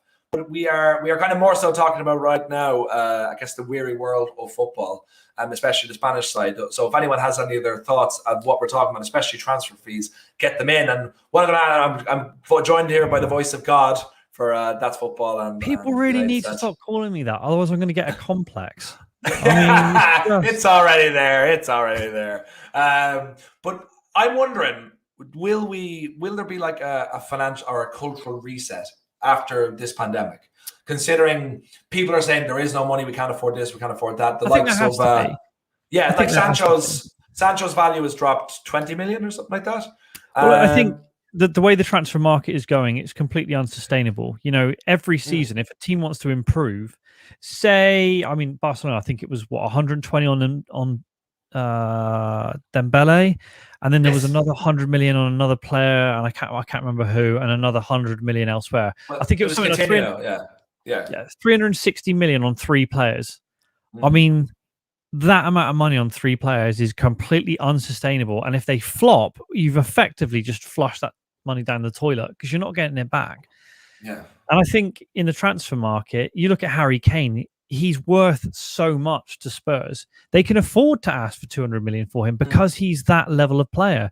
But no one's going to be able to pay that. So therefore, he's now stuck at Spurs unless his contract runs out. I think there has to be a bit of a cultural reset with the transfer market because I don't think, a lot of these players, you could say, they're worth it. But clubs will start going bankrupt if this continues.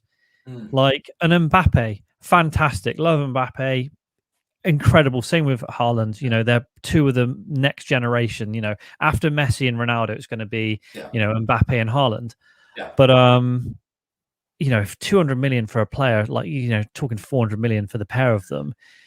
No, you go back 10 years ago, it's probably about 150 for both. Yeah, but if you look at as well, like you said, clubs going bankrupt because we can't ever look past the dire straits that league football's in and lower league football, not just in England, but across the world as well. But I think we have to put a highlight in England because that's where, with the wealthiest league in the world, and then you go down 2 divisions and Bury are able to go out of able to like dissolve as a club after being around 120 years. Do you think that there should be something in place that, like, a more of a trickle down effect that will assist clubs? So let's say, for example, Haaland goes to City for 150 million. That 10 million of that needs to trickle down to clubs or in a local area. Is there something? Maybe it's unfair to talk about something like that, but if agents are able to get 40 million from a fee for just literally putting the person in the room, I think there should be something in place that allows these monstrous fees play down. Personally, I think the agents should be capped at what they can earn. Yes. Because taking a massive chunk of something when, they're not, I think with the players, their value is in what can they bring to a club, their image rights, obviously, their talent on the field and obviously their experience as well. But at the end of the day, Yeah. Oh, Jordan's back now. Jordan is back. Hey. There you go. I'm going to. Welcome back, buddy. Hello, how are you doing? You okay? I think, Droddy, if you could swap us. Yes, there we are. There Beautiful. we are. There we are. We were just discussing there, and guys, get your thoughts in the comments. Myself and Droddy, like, should there be more done for lower league clubs? Because we were discussing, like, clubs are going to go bankrupt because of the massive fees that are being spent here. And absolutely, that is the case, and big clubs will eventually go out. But if you look at, like, Bury, Macclesfield, all of these clubs have dissolved or been in existence for over 100 years because and being within like the same country as the richest clubs in the world. Do you think the likes of like, just say Haaland got to City for 150 million? Do you think that 10 million should be trickled down to clubs, or like a certain fee for every fee that's over a certain amount of money? We'll say over 70 million, like 5% of it needs to trickle down to lower leagues, even if it's only. It could end up being about 100 grand per club, something like that. Who knows? In National League, League Two, League One, I don't know, something like that. I don't think so much it's the transfer money; it's the TV money that should be shared out a bit more fairly. You know, the rich gets rich and the poor stay poor. But it's on the bigger clubs to support grassroots football, lower league football, because ultimately, you know, they're the clubs and the teams who feed the top clubs eventually. So yeah, no, there is a duty of care. I think that's the word, duty of care on the bigger teams to look after the smaller teams, definitely. And whether that's, you know, playing pre-season friendlies against them so they can generate revenue and all those different bits you could do, sending more players out on loan. I think maybe that should be what it is that a percentage of players from each academy in the Premier League go out on loan to teams in the lower league. So there's other ways to do it other than just actually giving the money. That's actually a great shout. Ryan Senior here, and guys, if you are fans of lower league clubs, please get your thoughts in. My heart partly belongs to Cheltenham Town. My cousin is a season ticket holder. Goes away home games. I go over and see them whenever I go over to visit. I go to a game, and it's just brilliant people, brilliant crowd. And they got promoted from League Two to League One this season, and champions. So delighted for them. I'm an Ipswich fan. Luckily, we've finally been taken over, so quite a financial backing. I don't think can do more. The TV deals should filter down. Yeah, I do agree. The TV deals should filter down. But I also do really agree with what Jordan was saying there, that not everything has to be financial. I do agree that. Okay, well, say. I'm just thinking Manchester United, the club, unfortunately, Bury is gone now, but like they could play the preseason friendly and promise I'll guarantee you Bruno will get 10 minutes, something like that, to draw them in. And I think that's a great idea. But also you could look at coaching as well. Like if Man United guarantee that once a month, let's say Michael Carrick will go down and give a coaching to the players of the lower league, stuff like that, to really help them out and do more than just pay. So I think that'd be very interesting. Henry is, I support Notts County. I think that more has to be done to stop bad owners buying clubs, not necessarily to do with higher league. That is a huge problem as well. The good owners deal, whatever it's called, needs to be in place properly. But great shouts there, guys. The game has just started back on now. We are 45 minutes, 30, 40, 41, 42. Finland have the ball. And this will be interesting, as I was saying, because Finland have to attack now. They're not an attacking team. They could get through this, by winning one game, their opening game. But to guarantee, basically, to get through to the next round, they really, really need 4 points. And they're going to be moving forward. And they were playing the ball well. They were playing it well in the first half at times, but it's just that last-ditch ball, or whatever you want to call it, bar the goal they got that was offside, just hasn't really been up to scratch. They've got to come out and do something in this second half. Really need to make it count. And that's the thing about these second round of games. You want these teams to just be a little bit more gun-ho now, because it literally is now or never in these second fixtures. Because potentially the winner of this could have an easy last 16 game against Wales. So, you're not going to get an easier tie than that. So if that doesn't spur them on, nothing will. Hang on, bro. What have you just said then? I saw it kind of coming into your eyes. It was like, oh yeah. Wait, he's Wales. That's my team. Hang on, bro. The Irish are sat at home in the garden. and we're having a great time there. We're letting you guys have fun this summer so we can come back and win the World Cup next year, okay? Jordan, do you want to sync them up? With, let's sync, guys. 47, 09, 10, 11, 12, 47, 13. Those guys who want to sync up and catch up with us, I know there isn't a timer on there when there's two of us on the screen, but anytime you need, just ask us and we will sync you guys and we will take you through to the 90 minutes. And don't forget, straight after this game, I'm jumping on a stream with Mark and we're going to do the Wales-Turkey slaughtering there for you guys to join us. Yeah, in fairness, I do imagine like a whale versus a turkey that a whale would win, you know? I'd have to say, I imagine that's the only thing I can think of that. The Euros are missing the Irish. We would make it better. I agree. I think genuinely, if Irish fans, Northern Irish fans, Welsh fans, and Scottish fans, I think us at a tournament would just make it better. It is the best crack ever. I went to Euro 2016 and it was absolutely magical. And it's just, if all the home nations were there, bar England, I genuinely think the tournament would be far better for our presence. You do have some of the best fans in the world. I've been to a couple of Conor McGregor's fights in New York. I went out to Abu Dhabi as well to watch him. Wow! And the Irish fans are some of the best fans in the world. Yeah. Thanks so much. No, we love a good session. We love a good session. But Jordan, I have to ask you, okay, because we haven't actually discussed this at all. Are you a fan of the cross nations? Euro 2020 or Pookie, Matt Pookie. I think that's a great tackle. That better be a great tackle, because if not, I'm fuming. That's played in. That's lovely. Oh, that's a great tackle. To be fair, that's a great. I think he's trying to claim a penalty, but there's no way that's a penalty. That's a great tackle. That is a great tackle. Last ditch tackle from Pookie. Otherwise, I think Pookie was taking the back of the net out. And you love to see it. Like you. There is something special about like a strong tackle. Well, they don't give a corner for that. Wait there. What? They're going to corner for that. Well, the defender definitely did enough to put him off. This is Rushmar now, right? This is why they're bad guys. Should be a corner, absolutely. Matty JJ21. Which is the best team to miss out in the Euros? For me, it's Norway. For me, it's Ireland, of course. But Norway with that lineup. Absolutely. I don't think any big teams missed out, or there's someone I'm forgetting. Would Norway be the biggest team that missed out? Like the best players, we'll say. Norway. But like, you know, Haaland, Odegaard. Well, yeah.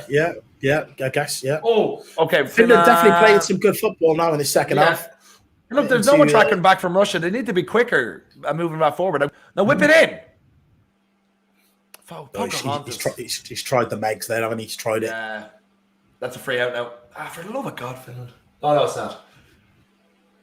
They'll take it under control. Well, Finland they're actually trying to play football. Serbia as well. Serbia are a good team that missed out. I play 11 aside with Serbia then. Nothing. And we're commiserating together. Greece beat Norway easily. They're terrible. Okay, well, Greece, I suppose, as well. Joe, do you feel Ireland deserve to be in the Euros? Absolutely. They deserve to be winning the whole damn thing.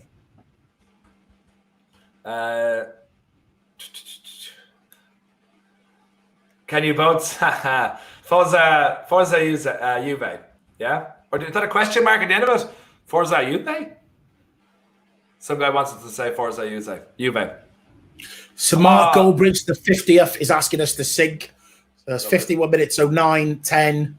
Oh! Which is a shot on target from Russia. Was it a save or was it? No, it just got wide. So look, he's just pulled it wide, haven't he? Yeah. I don't think the key. Ooh, that could have been that. If that was on target, that could have been difficult. Yeah. Joe Wardell, I prefer Celtic to Rangers. I have a Celtic jersey which I can't wear because of green screen. But yes, everyone in Ireland's second team at Celtic, and so I've been at Celtic Park, and it's beautiful stadium.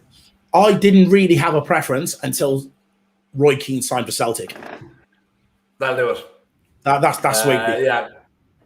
I fell in love with Celtic during Henrik Larsson, especially when they got to the UEFA Cup final in 2003. Just absolutely, just beautiful football. Martin O'Neill, John Hartson, Chris Sutton. Oh, that's good play. Johan Mialbi. Who was the goalkeeper again? Craig Douglas. Didier Gat.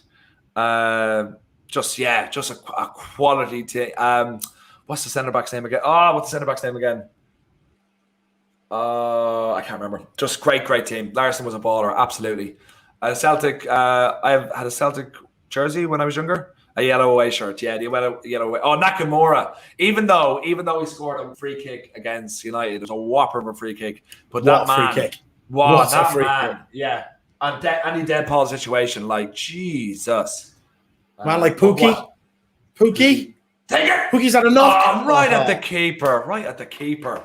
Straight down his throat. Yeah. Cornelius Random, Bows are my Irish team. Big fan of Bows. And really, for anyone who kind of like to choose a second team for political reasons, they're super left and super cool. So Bows are the kings of Dublin. Ninja Gaming says 2003. I think he's mocking your accent there. Oh, okay, that's an easy one. 33, and Petrov for Celtic as well. Cillian Petrov, I think.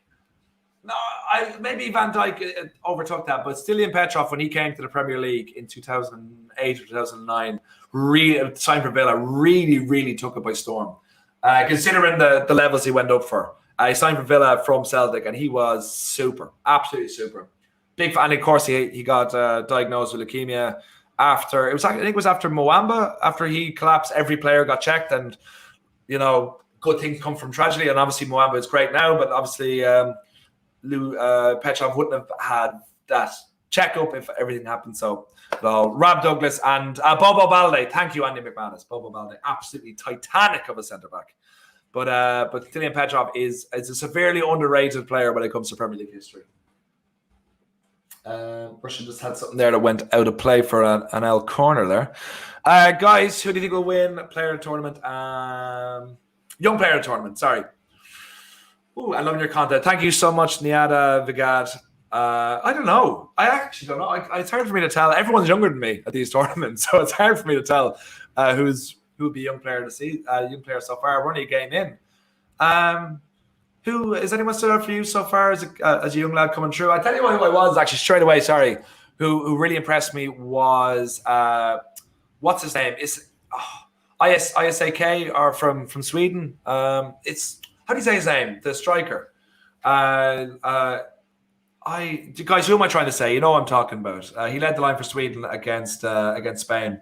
Really impressed me. Really.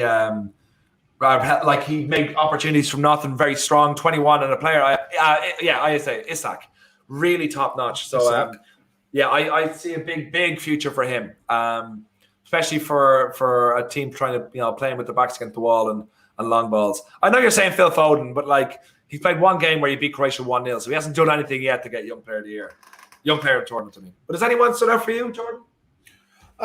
Finland. Damn it, Finland. No one in particular of youth yet. I think we've only seen one game, haven't we? There's been no one in particular.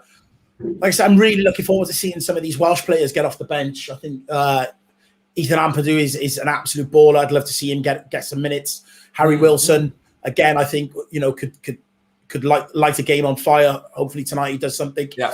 So from a Wales point of view, they're the players I would look at. From an English point of view, you're looking at your Fodens and people like that. Yeah. But again, the Italians, they're all young. A lot of those are young. Yeah. Well, then you have Bonucci in centre back as well. My fun fact about the tournament is that there is literally, I think, one player for Belgium that is even eligible to qualify for the young player of the tournament. Their second youngest player is what's his name? Tillemans from Leicester. He's the second youngest player in their squad at 25. So that's why I think they're going out. I think they're going out the quarterfinals at the earliest. But that's gas. Luke Shaw might be injured, and so is. You lads look like you're watching the game in a pub. You just need a pint in your hand. I would love a pint in my hand. What's your drink of choice? Hello. What's your drink? Sorry.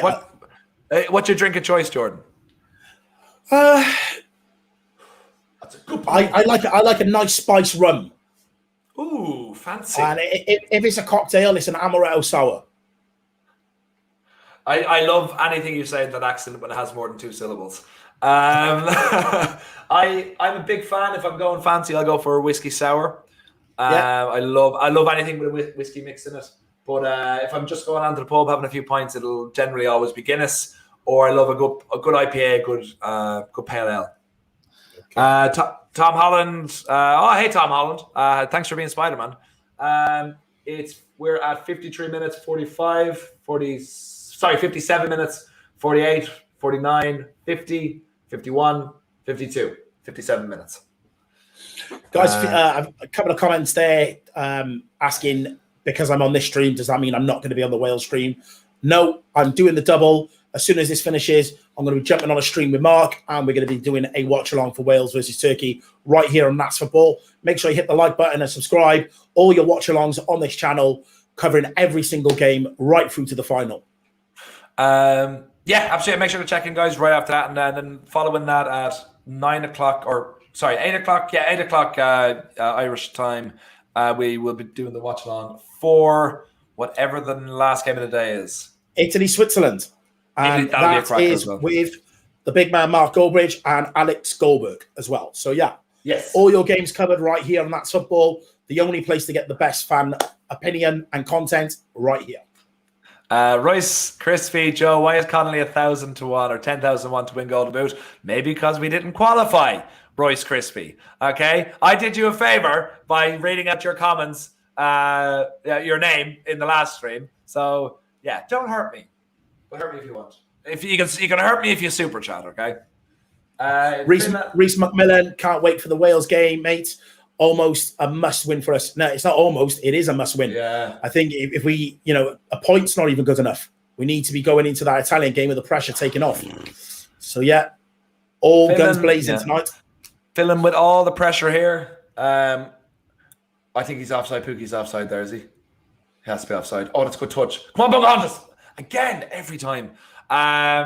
What is it? Thoughts on the Netherlands, Austria? I think that'll be 2-0, 3-1 to Austria.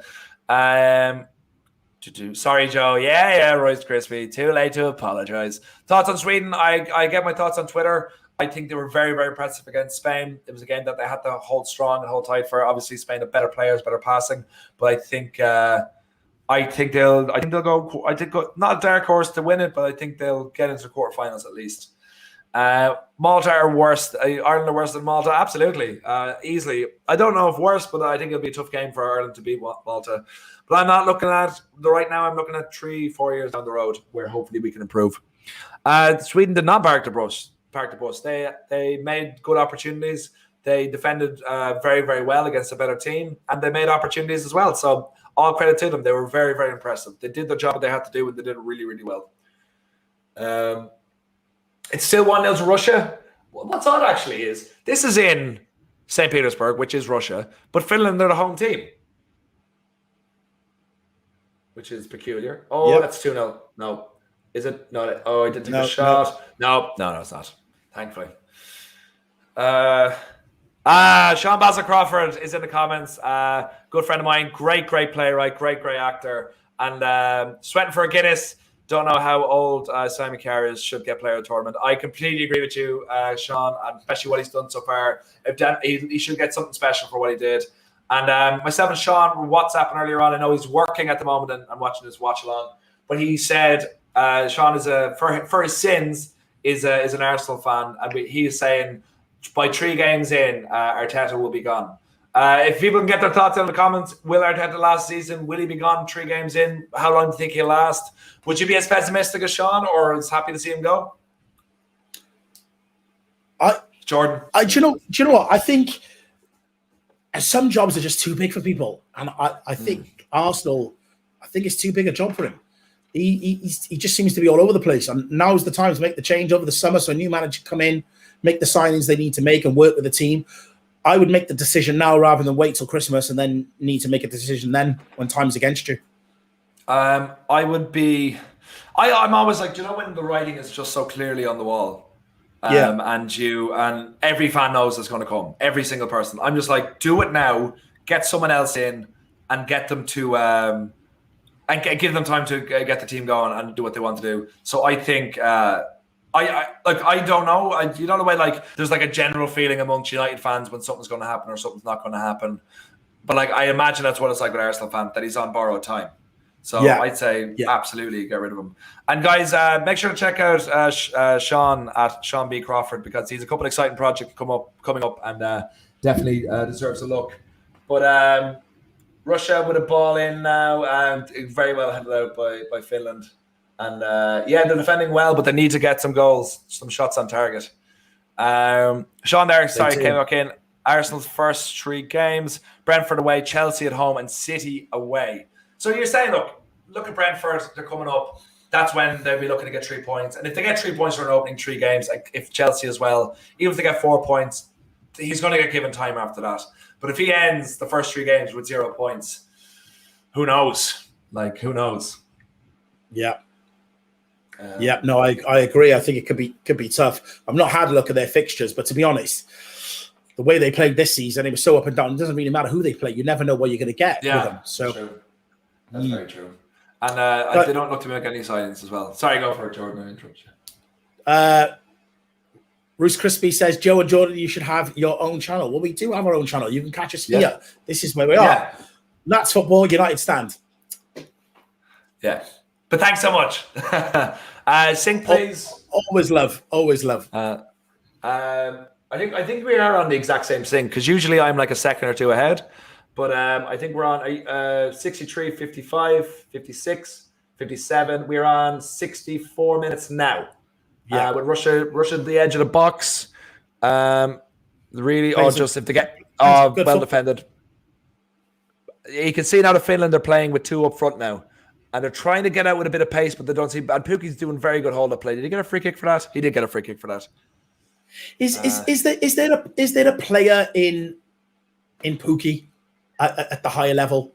Because honestly, sometimes I look at him and I think there is. I think there's a baller there, and then other times he just sort of disappears. I forgot he's actually an ex-Celtic player as well. But he no, it is not. I think Premier League I think he can be a functioning centre forward, but he's not going to get you 20 goals. I think if he hit his heights that he's at maybe 3 years ago, when he got like 28 goals in the championship, maybe when he was 22 or 23, absolutely it could be, but I just think it's too far gone. I think there's a place in it, especially with the national team and Norwich kind of playing similar styles of football, especially in the top league. I think he can be a threat, and he can be damaging, and he can be a strong centre forward, but he's not going to get you, he's 27. I still think it's a bit too late, but he's not going to get you 10, 12 Premier League goals in a season. So I think they need someone else who can do that. Yeah. Why did no one sign Pukki? Sean, back in again, scored 26 goals in the Championship. Someone like Burnley should have signed him. Yeah, but then Sean, when he came up to the Premier League, he just didn't do it, It's not like, Russia on the break. Oh, that's an Russia goal. Oh, that's very poor. Very poor. He's dragged it. I just don't think that it's unlike who is the Brentford striker again that got 31, 32 goals? I'm not sure what his name is, but absolute baller. Yeah. Yes, and he is highly rated and highly sought after. I just think Pukki isn't. I think he can bully players. I think he's good at Tony. Yes, thanks, guys. I think he can be. He is an actual centre forward, but I think Pukki is his level at the Championship, and he can just muscle a few players in the Premier League. But I'm a big fan of him. I think he's a very, very good player, but I just don't think that Premier League is his level for goal scoring. Joe, what do you drink on a night out? I already said Guinness most of the time. Have a whiskey sour, a whiskey mixed drink, absolutely as well. So yeah. Jordan, as a Wales fan, who will you be supporting during the Italy-Switzerland game? I will be Team Italy for that game. More chance of us accumulating more points than Switzerland than Italy. So I'll be Team Italy. And said Pukki got 11 Premier League goals. Yeah, but I think 6 of them came in the first like 6 weeks or 2 months. So it's Yeah. consistently been able to do it. That's what I'm talking about. It's the problem. Yeah, no, I agree with you. He got off to an absolute flyer pre-Christmas, and then after Christmas, they got relegated. Yeah. So it could be a big season from this year. I thought he was a bit older than 27. I thought he was closer to 30. So if he can be more consistent, then maybe. Reece McMillan, Jordan, are you doing any sets in Zante this summer? Yep. Sets in Zante, Magaluf, Malia, Marbella, Ibiza, all confirmed. Oh. So Come on, look, do something. Nothing again. Jesus Christ. Jordan, meet masterclass incoming tonight. Man like Dan James. Yes, there is. That's nice. What are your thoughts on Stephen Kenny? Oshin, thanks so much for the comment. Needs time. I think he might not be the future of Irish football for like years to come. I think he deserves at least 2 or 3 tournaments, but he will make whoever comes in after him, if he doesn't bring the success, will have a far better team and far better setup to work with. I think he has an almost impossible job, and we just need to get behind him. So thanks for the comment. Is he the man before the man? Is that what you're saying? I think he is the man. I do think he is the man. But I think no matter what, whoever comes in after him will have a better selection of players than he has now, and will have for the next like 2 or 3 years. So I think I was hoping he would come in 2 years earlier, but I think no matter what, he is the right man right now. So whichever way it works out, it is a positive. But he just needs time, and he better be afforded it. I think he will, because the FAI can't afford to sack him. Russian player down injured again. Second Russian player. But look at the Russian boss. He does look like a Bond villain, doesn't he? That's not just me, is it? Oh, this bald guy here? Yeah. No. No. He looks like he just has an inability to smile. He looks like Sergeant Slaughter from wrestling. That's another great reference. He does a bit actually. With this, when he turned against being a US sergeant and was like the Iraqi sympathizer. The Iraqi guy, yeah. Yeah. He does actually look like it. That is a fantastic shout. Sorry, someone just asked me if Odafemi should start.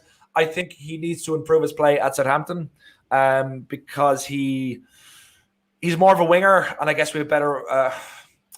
I think he just needs to improve. I think he should be in the squad, but I think he needs to improve in the under-21s before he gets called up and actually play first team football as well. Nice touch from Pookie. Nice touch. Edge of the box. Finland. What's he doing? It's lining up. The Russian have got men behind the ball really quickly. But also Finland, they're allowing them to get men behind the ball. No one there.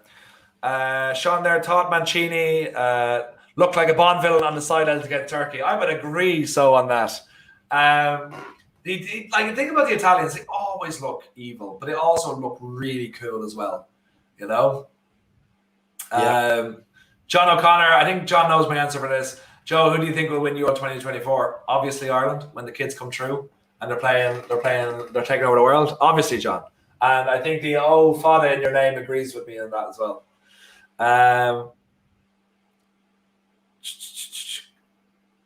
Yeah, guys, check the super chat. Get super chatting. Get super chatting. Where are we now? We're just at the coming past 70 minutes. Russia are now basically playing defensive, but they are getting opportunities as well going forward. Finland have to score, and they're not really. They're like getting in interesting opportunities, but they just haven't got the quality to really open them up, and they really did not want to be in the situation. Super chat from David Nehin. I hope I'm pronouncing it right. Hey guys, it's the Delhi guy, Flexa KG's guy, but you are honestly amazing. No drop in quality. Excited for Dan James with a goal and assist. Not as excited as I am, and thank you. Appreciate the compliment. Both myself and Joe do. Personally, thank you so much. Hugely appreciate it. And someone don't catch Russia. Oh, that's a good save. Is that a good save? Yeah, that's a good save. It's a good save. He looks fuming at that. What happened there now? Look at the middle. Yeah. That's a great run. Oh, they just... That's a good save. Bit of a Hollywood. Yeah, a bit close to him. Good save, but they really let them into that position there. Bazunu and Kelleher, we've got 2 quality goal. Yeah, absolutely. Finally, we do have 2 quality goal people to choose from. Corner from Russia, straight to the keeper. Yeah. Guys, 72 minutes, 12, 13, 14 seconds. Make sure you hit the like and the subscribe button right here on That's Football, covering all your Euro games with the best watch-along and fan content. So you'll be joining myself and Joe throughout to the final, plus loads of other people. Yes. Straight after this stream, I'm jumping in with Mark to watch the Wales-Turkey game. So make sure you join us from that from 4:30. Joe, when are you next on, mate? Oh, I am on same time tomorrow. Let me just check who it's. I think it's North Macedonia. The almighty Pav. You get all the big games, don't you, Joe? I get all the big games. Let me just check if it is the one. We're together on Friday, right? We are together for Sweden and Slovakia, and then 2 o'clock Friday. Yeah, tomorrow it's myself and Beth for Ukraine and North Macedonia. Okay. So it's going to be this. Wait, we were doing Slovakia and who was the last time that they played? Slovakia and Poland. Poland. Yes, and like I said, the mighty Slovakia won. That's right. Yeah, the team you didn't pick at the beginning, Joe. Yeah, that's again. I will sue. My lawyers are on this immediately, and I won't take the slander anymore. The way my guy. Turkey will smoke Wales.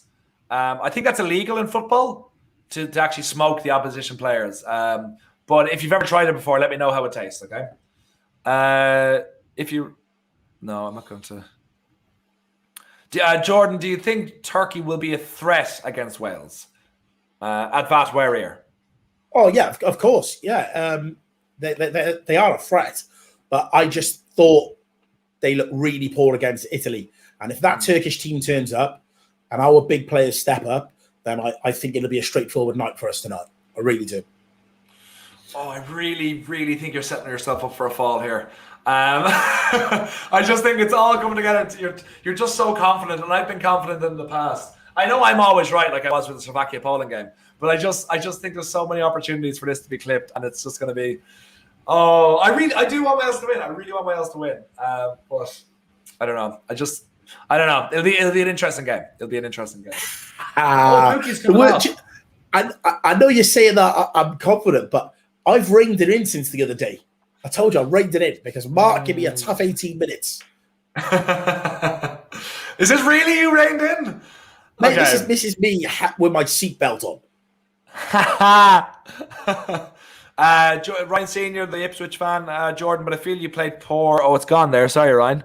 I'll find it there now and again. Jordan, sorry. I feel you played poor versus Switzerland. Want you to win, but you were poor in your first game. We were, and this is why I'm saying we need to grow into the tournament. If we perform like we performed against Switzerland, then I don't think we'll beat Turkey. But I feel like we've got levels to go up, and we'll make it a good point by beating Turkey. Sure. Free kick there. Russia, just inside finish half. Do you see this kind of playing out to be a 1-0, Jordan? Or are Finland doing anything to really make you think they can get a goal? Do you know what? I think they're at danger of conceding because they're pushing so many men forward now. Russia seem to be getting in the back door, and have had a couple of chances. But I mean, if I'm Finland at this stage, I'd rather lose 2-0. I'd give it a go than to sit back and not do anything at 1-0. I agree to an extent, but also goal difference is very important to this as well. And I'm kind of surprised they took off Pukki. I realize he might not have the legs for 90 minutes or whatever is going on, but he is their main goal scoring threat. So it's a bit of a surprise that you take him off. But they need to all go for it. And I do feel that there is a mistake in Russia. We saw it a couple of times before that they can score, but I also would be more thinking that Russia can get this. Yeah. Which is But I just seen someone asking me, is Bale finished? Sorry, I didn't see who he was. I read the question. Let me see if I can. John O'Connor. There we go. John O'Connor. Isn't that the kid's name from Terminator? Okay. No, just John Connor. Just John Connor. Right. Okay. Yeah. Okay. Is Bale finished? I don't think he's finished, but it's games like today that he shows the world who he still is. So today is where his country needs him, and he needs to step up. Because I thought against Switzerland, him, Aaron Ramsey, Joe Allen, the bigger players, the players you look to in these tournaments, they weren't there. They didn't deliver. Today is when they need to deliver. Yeah, absolutely. I think my prediction is coming true of a 1-0 Russia win. I was kind of hoping that Finland. Right, did you actually pick Russia at the beginning of this game? Because I missed the beginning. Did you actually? Jordan, is this like the other day? Where you've just flip flopped? Jordan, I know that it hurts you when you get results wrong, and I just keep getting them right. So I don't mean to step on the sensitive part of you, but like I said, Russia are the better team, and they're going to win 1-0. Finland are the no one has ever seen them as a villain yet, but they're more underlining. Like Russia is the bad guy everywhere, and they've always been good to me. So yeah, I'm happy. My Russian heroes are taking the 1-0 here. Owen Moore asking me what's my opinion on Joe Rodon. I think Joe Rodon is a great defender. I thought he had huge potential at Swansea. I would have took him at United. I actually think he's a better defender than Lindelof. I'm sure that's going to set the comments on flames. And for Wales, he really steps up for his country. So yeah, I think he's a great defender. Shot. Why are people saying you're lying? You definitely picked Finland. No. Mate, you're a rat. You've got to stop this. I have no idea what you're talking about. I'm sorry. You've got to stop it. Look, Jordan, I know you've got thousands of followers, and you probably put up a tweet saying, let's all get Joe. It's fine. Look, it's fine. I understand. I'm going to go into the comments here, okay? Sean here, I think Wales have the quality on their side, but that weird home advantage thing could play a part. I have heard that there will be 26,000 Turkish fans and about 250 Welsh. I didn't actually realize that. Hopefully those 250 are choirists with lovely bassy tones that will make up the deficit. Okay, that's a great thought from Sean Crawford there. Okay, I'm going to reply to that. To that. Think of the film 300. Okay, the Wales will have 11 Spartans on that field, and that's all they need. That is all they need today. The big players have to turn up, and we will be fine. Always love a film reference. Always, I live for it. I would agree. Yeah, I think it's huge. I remember the time that there was 100 Irish fans allowed in the Cardiff Stadium, and the whole place was full of Welsh fans, and we managed to beat just 1-0. So there's no reason why Wales can't do the same. I know. Do you know what's brilliant about that result? You're still not in the Euros. I know. So yeah, it's great. Sure, whatever. Anyway, back to the game at hand. Finland, we're coming just close to the 80th minute now. 79, 59. We're at 80 minutes right now for anyone who's still yet to sync up. Finland just at the edge of the area. And can they get a ball in? Just in. There's loads of Russians in there. Bad ball. Oh, no one in there. I think you got a shout to leave it. I think we're going to see now is basically backs against forwards, because Finland are sending everyone up there, and with 10 minutes left, and if they get a goal, I think they are through to the next stage. Genuinely, I do. Super chat here for Peter Hare. Love the J&J show. You guys need a show on the United Stand. Joe, how do you see Irish football progressing? Jordan, this is Wales. Is that a saying? This is Wales. This is Wales. This is Wales. This is Wales. As in, this he's referring to the Spartans. Oh, sorry. Yes, of course. Yeah. Irish football. I think we are seeing like a split between like the old guard, the guys who were trained not to play football, who can play football for their clubs at whatever level it's at, but not for the national team, and the guys who are being trained. Basically under the eyes of Rude Doctor, who I don't have any love for at all, but he's the development officer, whatever you want to call him. But Stephen Kenny, like I was saying earlier on, is the man we need in there. We need to realise that we're so far behind that losing the Luxembourg 1-0 wasn't a shock. Luxembourg are a better, we will not say a better squad, but are a better managed. And I think international football, go for it. The Wales team's in, guys. Wales team has just come in. Okay. We're taking precedent here. That's fine. I'm excited, guys. I'm excited. Come on. Go on. What is the Welsh team? Read it out there. No, we're gonna have to save it for my stream with Oh, Mark at fine, 4:30. fine. No. But I think stick with Kenny and the young lads Joe, coming through like Troy Paris. Go ahead. Do you get nervous before Ireland playing a big tournament? I know it doesn't happen often for you, but does it? I was waiting for that. Yes. I'm kind of weird. I don't say it as you, but it's once the team is announced. Like it depends on where I am. I wouldn't think about it until maybe 10 minutes before the game is about to start. Like it'd be on my mind. I'd be like, oh, whatever. We'll just say, for example, someone's carrying an injury. Can they play? Blah blah blah blah blah. But like I watch this game and I'd be like, okay, cool. And then the game's about to start. You're like, oh god, the game's about to start. The game's about to start. Oh god. So yeah, it's full of excitement, full of nerves. But I'd love to be in your position now because I do think Wales are going to get better. Well, Wales have to get better, else they just don't deserve to be there. But let's be honest, it's the last tournament for Gareth Bale. Could be the last tournament for Aaron Ramsey. I'm sure he'll probably stick around if he qualified for the World Cup. But it's time to like mix the old guard with the new guys, and it could happen tonight. And I think Turkey needed too. Turkey needed more than anyone. Turkey need a win, so it's going to be fun. Ian John, look at the cocky Welshman giving it to the Irish because Wales had one good tournament. Oh yeah, it took us long enough to get it, so I'm going to enjoy it. Thank you, Ian Dwan. Very much appreciated. They'll catch up to us eventually. Wales are unchanged. Is Dan James a rip of Joseph Mbog? Can you sync, please, boys? Absolutely. It's 83 minutes and 40 seconds, 41 seconds, 42 seconds, 43 seconds, and 44 seconds. Kevin 54 mil is screaming, losing to Turkey and Italy. I think he's talking about Switzerland. I'm not sure. Do you know what? It's one of those, Joe. Like if Wales were to lose and they lose against Italy, I'm gonna have to stick my head in the sand because I've given big licks. Yeah, you have. You've given it everything. Like you would have to stick your whole body in the sand. It'll have to be like 6 feet under. Do you know? Like you can't not win this game tonight. Now you realize this.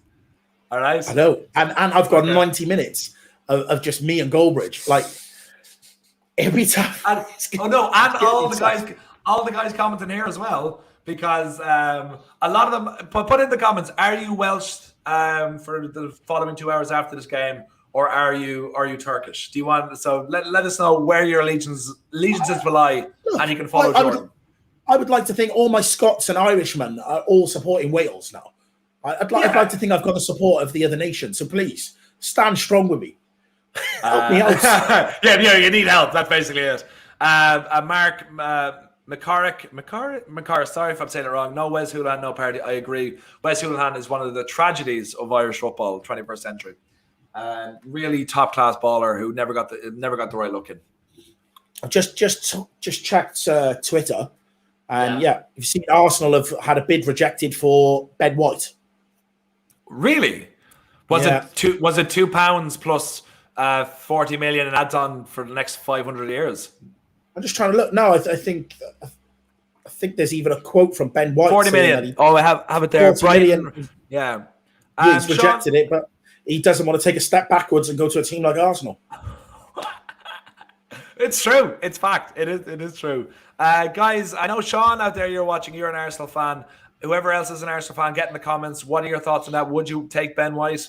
Or is there other positions that need to be filled quicker? So get your thoughts in. Always want UK and Irish team to do. Thank you for differentiating between the two. Banik Vermadi. What was the rest of that comment? I lost it there. Always only good unless they play England. Okay, well Damien Brown. Sorry, that was Damien Brown. Thank you, Damien. I want England to lose pretty much every game possible.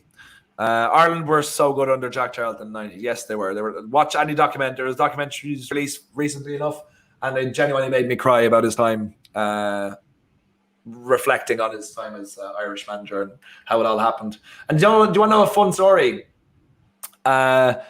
He applied. Okay, he's a World Cup winner, right? He did quite well at Middlesbrough and Newcastle. Okay. And when I think it was Don Revie, when he got the job, or when it was after Don Revie left, he applied to be the English manager, and he never even got a reply. They never even like answered his. And this is a World Cup winning centre back. They could never even said, "Oh, we reject. We don't think you're qualified." They just literally never got back to him. And then when the Irish job came up in 86, 87 or 80, I can't remember. I think it was 80. Remind me, it was 84 or 86. I can't remember. I think it was 86 though. He was put up against was it Bill Shankly? Who was the other great Liverpool manager? There's Bill Shankly. There's Joe Fagan, and can someone tell me who I'm talking about? I think it's Bill Shankly. But Bill Shankly was up for the job, and they did a vote. And in the first vote, Bill Shankly got it. But in the second vote, they actually gave it to Jack Charlton. And Bill Shankly passed away 2 years later. And if it had gone to him over that, we might have never gotten Bob Paisley. Sorry, thank you guys. It was Bob Paisley. If it was Bob Paisley, we'd never had the Jack Charlton era, and it was only because they did a revote on it and people changed their minds that it went to Jack Charlton, and thank Christ it did. Free kick here from Finland. All the big men up. That's a nice ball, but headed away. Is it going to go to fall to anyone? Oh, come on. Over the bar. Just over the bar. Over the bar. Yeah. Well, we had the last couple of minutes of normal time now, guys. 1-0 Russia. Jaden Bazina just made Ireland win the Euros on Pez. Thank you so much. You place in a special spot in my heart for doing such a thing. Paisley used to wear slippers and a cardigan around Anfield. Well, it was his home, in fairness to him. Guys, a bit strange, but what do you think about Lindelof and CDM? Good at tackling, always energetic, and passes the ball well. Let you have that one, Jordan. Yes, that's a no for me. Not going to work. It doesn't have the upper body strength to be a CDM. Gets bodged off the ball way too easy. Doesn't have the turn of pace. No, pretty much. Yes, but thank you for the comment. But it is a no. It's a no from me. What's that? Yeah, it's a no from me, Carol. It's a no from me, Simon. Yeah, that's it.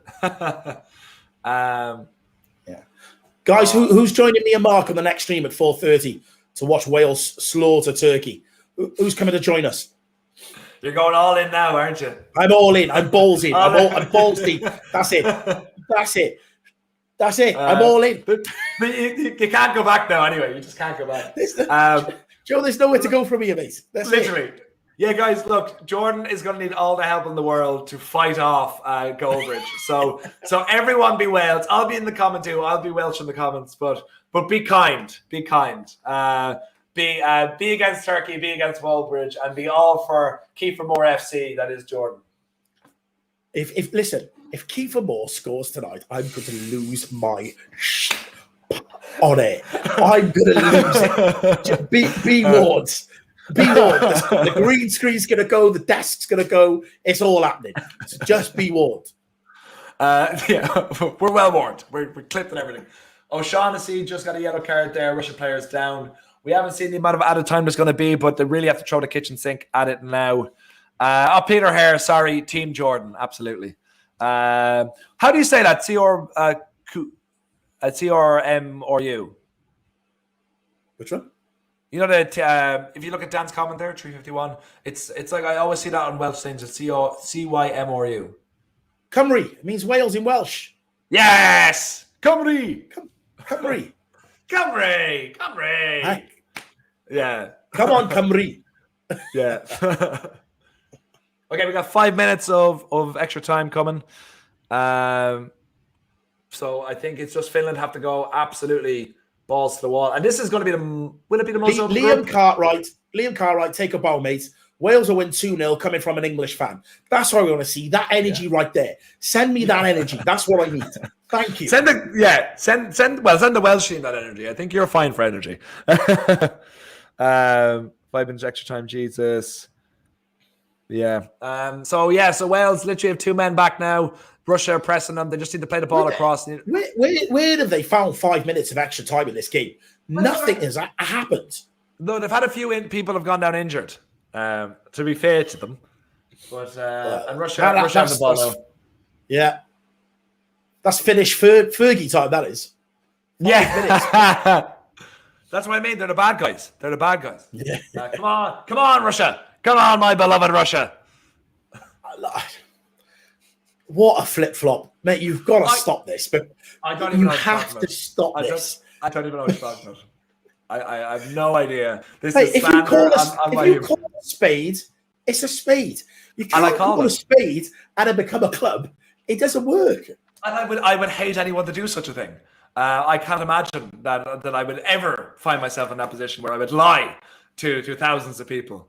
There's Simon Carroll, not to get the topic off this, but Simon Carroll with a comment, can you name the longest village, not only in Wales, but in the world? No, I can't. Do you mean like you have heard it though, haven't you? No. What? I know the longest train station in the world. That's it. That is it. That's the one. Oh, that's the one. Know. That's the one he's on about. All right. Yeah. Can't pronounce it, but I know it ends go. And as long as you can get the go, you're okay. Yeah, you're okay. People That's think all. You know what you're talking about. Yeah, that's it. That's all people want to hear. That's all. Can you speak any Welsh? Very limited. Yeah, very limited. And what's mad is in high school they make you do Welsh. That's like it's a compulsory subject. I was actually really good at it, but unfortunately, living in Cardiff, it's not a well-used language. As you go further out of Wales, further out of Cardiff, it is a bit more used. So unfortunately, I haven't really kept it going. Yeah, it's the same with Gaeilge for me. Big boot. Can Finland need to get the second balls here? But it looks like this is going to peter out into a 1-0 Russian victory, which is very disappointing considering the start Finland had. And he's not playing into the corner. Oh, that's a good play. Oh, okay, come on, play it out. Get it out. It is a poor pass. Should have played into the corner. Bring it. Get up the field. Get up the field. Legs. Where's the support? There was no one there. Play him in. No one there. Oh, no. There was no one to the left or right of him there. Like, what can you expect him to do on his own? That's very bad. That's very, very bad. This group is open now. Who is it's Belgium, Russia, Denmark as well. Like this is going to be the most open group. Yeah. Okay. Yeah, I think it's going to end 1-0. Bill, now get it up. Why are they so slow to get to do a goal kick? Yeah, we're in the 94th minute now, guys. Literally last 30 seconds ticking down. Yeah. Put it up. Do you know what? I'm absolutely tingling for this game now. I can't wait. Let's get these Welsh Spartans out there and let's go to war. Come on. Oh, free in. Is that a free in? Or free out? I don't know what's going on. Yeah, go on, Wales. Woo Wales. Reece McMillan, do I think 4 points will be enough for us to progress? Should be. Yeah, I think so. Yeah. And there's more of a chance of us beating Turkey today than going into the Italian game and needing a result. So let's put it to bed tonight. Someone had a comment there. Oh, it's gone now. Goal. Stop commenting, Ryan. I see people commenting saying Bale's been injured in the warm-up. As soon as pulling my chain there, do they? I think they just really want to hurt you. You're pulling my chain. You guys, listen. Don't break his heart. I'm on pins. I am on pins. I do not need that kind of negative energy right now. Okay, I'm struggling here to hold it in. So please be real with me. And Abdullah, Irish guy, read my comment. There's your comment read. And the Irish guy's name is Joe, but appreciate all the same. Wales are going to fry some turkey. Love to see it. Do you know what? Arthur Lowe, it's a Bernard Matthews thing. It's turkey drummers all night. That's what's happening. They're getting put in the oven tonight. Bale got off to play golf. I've noticed. I don't blame you. I think this has gone a minute over. I think it's a free out to Russia, and that should just kind of be it. I think so. They'll have to be very disappointed in themselves. That's a blown, is it? No, not yet.